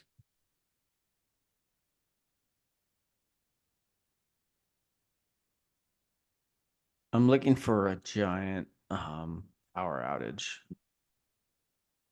That's what I'm waiting for. Because I want to see what AI does to counterattack it. Like, do they know how to turn the power? Do they know how to interject when the power is about to go off? Can they prevent that? Like that's like I like before it's wild to me, because I've heard so many things on what it can be in the quantum computing and how bad that can be. Um, but yeah, like it's all about like and I think I did hear at some point someone said they don't necessarily need power to do that. And I don't know. I don't know how true that is. I just feel like if you sever the source, you sever it, but maybe you don't. And that's when we have to rely on the God and his interjection at some point. I don't know. I mean, I wouldn't put it past God to do something at all. I really wouldn't. There's Um, too many examples throughout history, right? Like you mhm. talked about the Tower of Babel. You've talked like there's a lot of things we could talk about that Yeah. have maybe I feel like I'm gonna miss out on all the cool things in my lifetime. Like it's good, like all the cool things are gonna happen after we're gone, you know? Didn't you fight the global war on terror? Well, what was? Well, then we go back to naivety, don't we? Yes. Yeah, and that was wonderful. I loved it.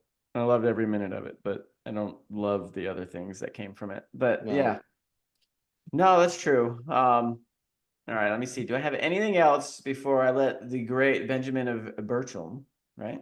hmm, Yes, get some rest and rest his weary brain for spending nearly 3 hours with me, which I appreciate. You're doing great things, Benjamin. You're doing great things. thank you, Eric. This has been a real pleasure. No, it has, and I'd love to have you on and again and talk to you about completely different topics, because I think like me, and I've said this to some people who have messaged throughout this. It's like you're a very very smart guy, and you come across that way on Twitter. But you know, actually talking to you, it's you have there's a lot I can learn from you, and I think a lot of people can learn from you as well who listen to this. Like you're a very smart dude. I think it's great and it's cool.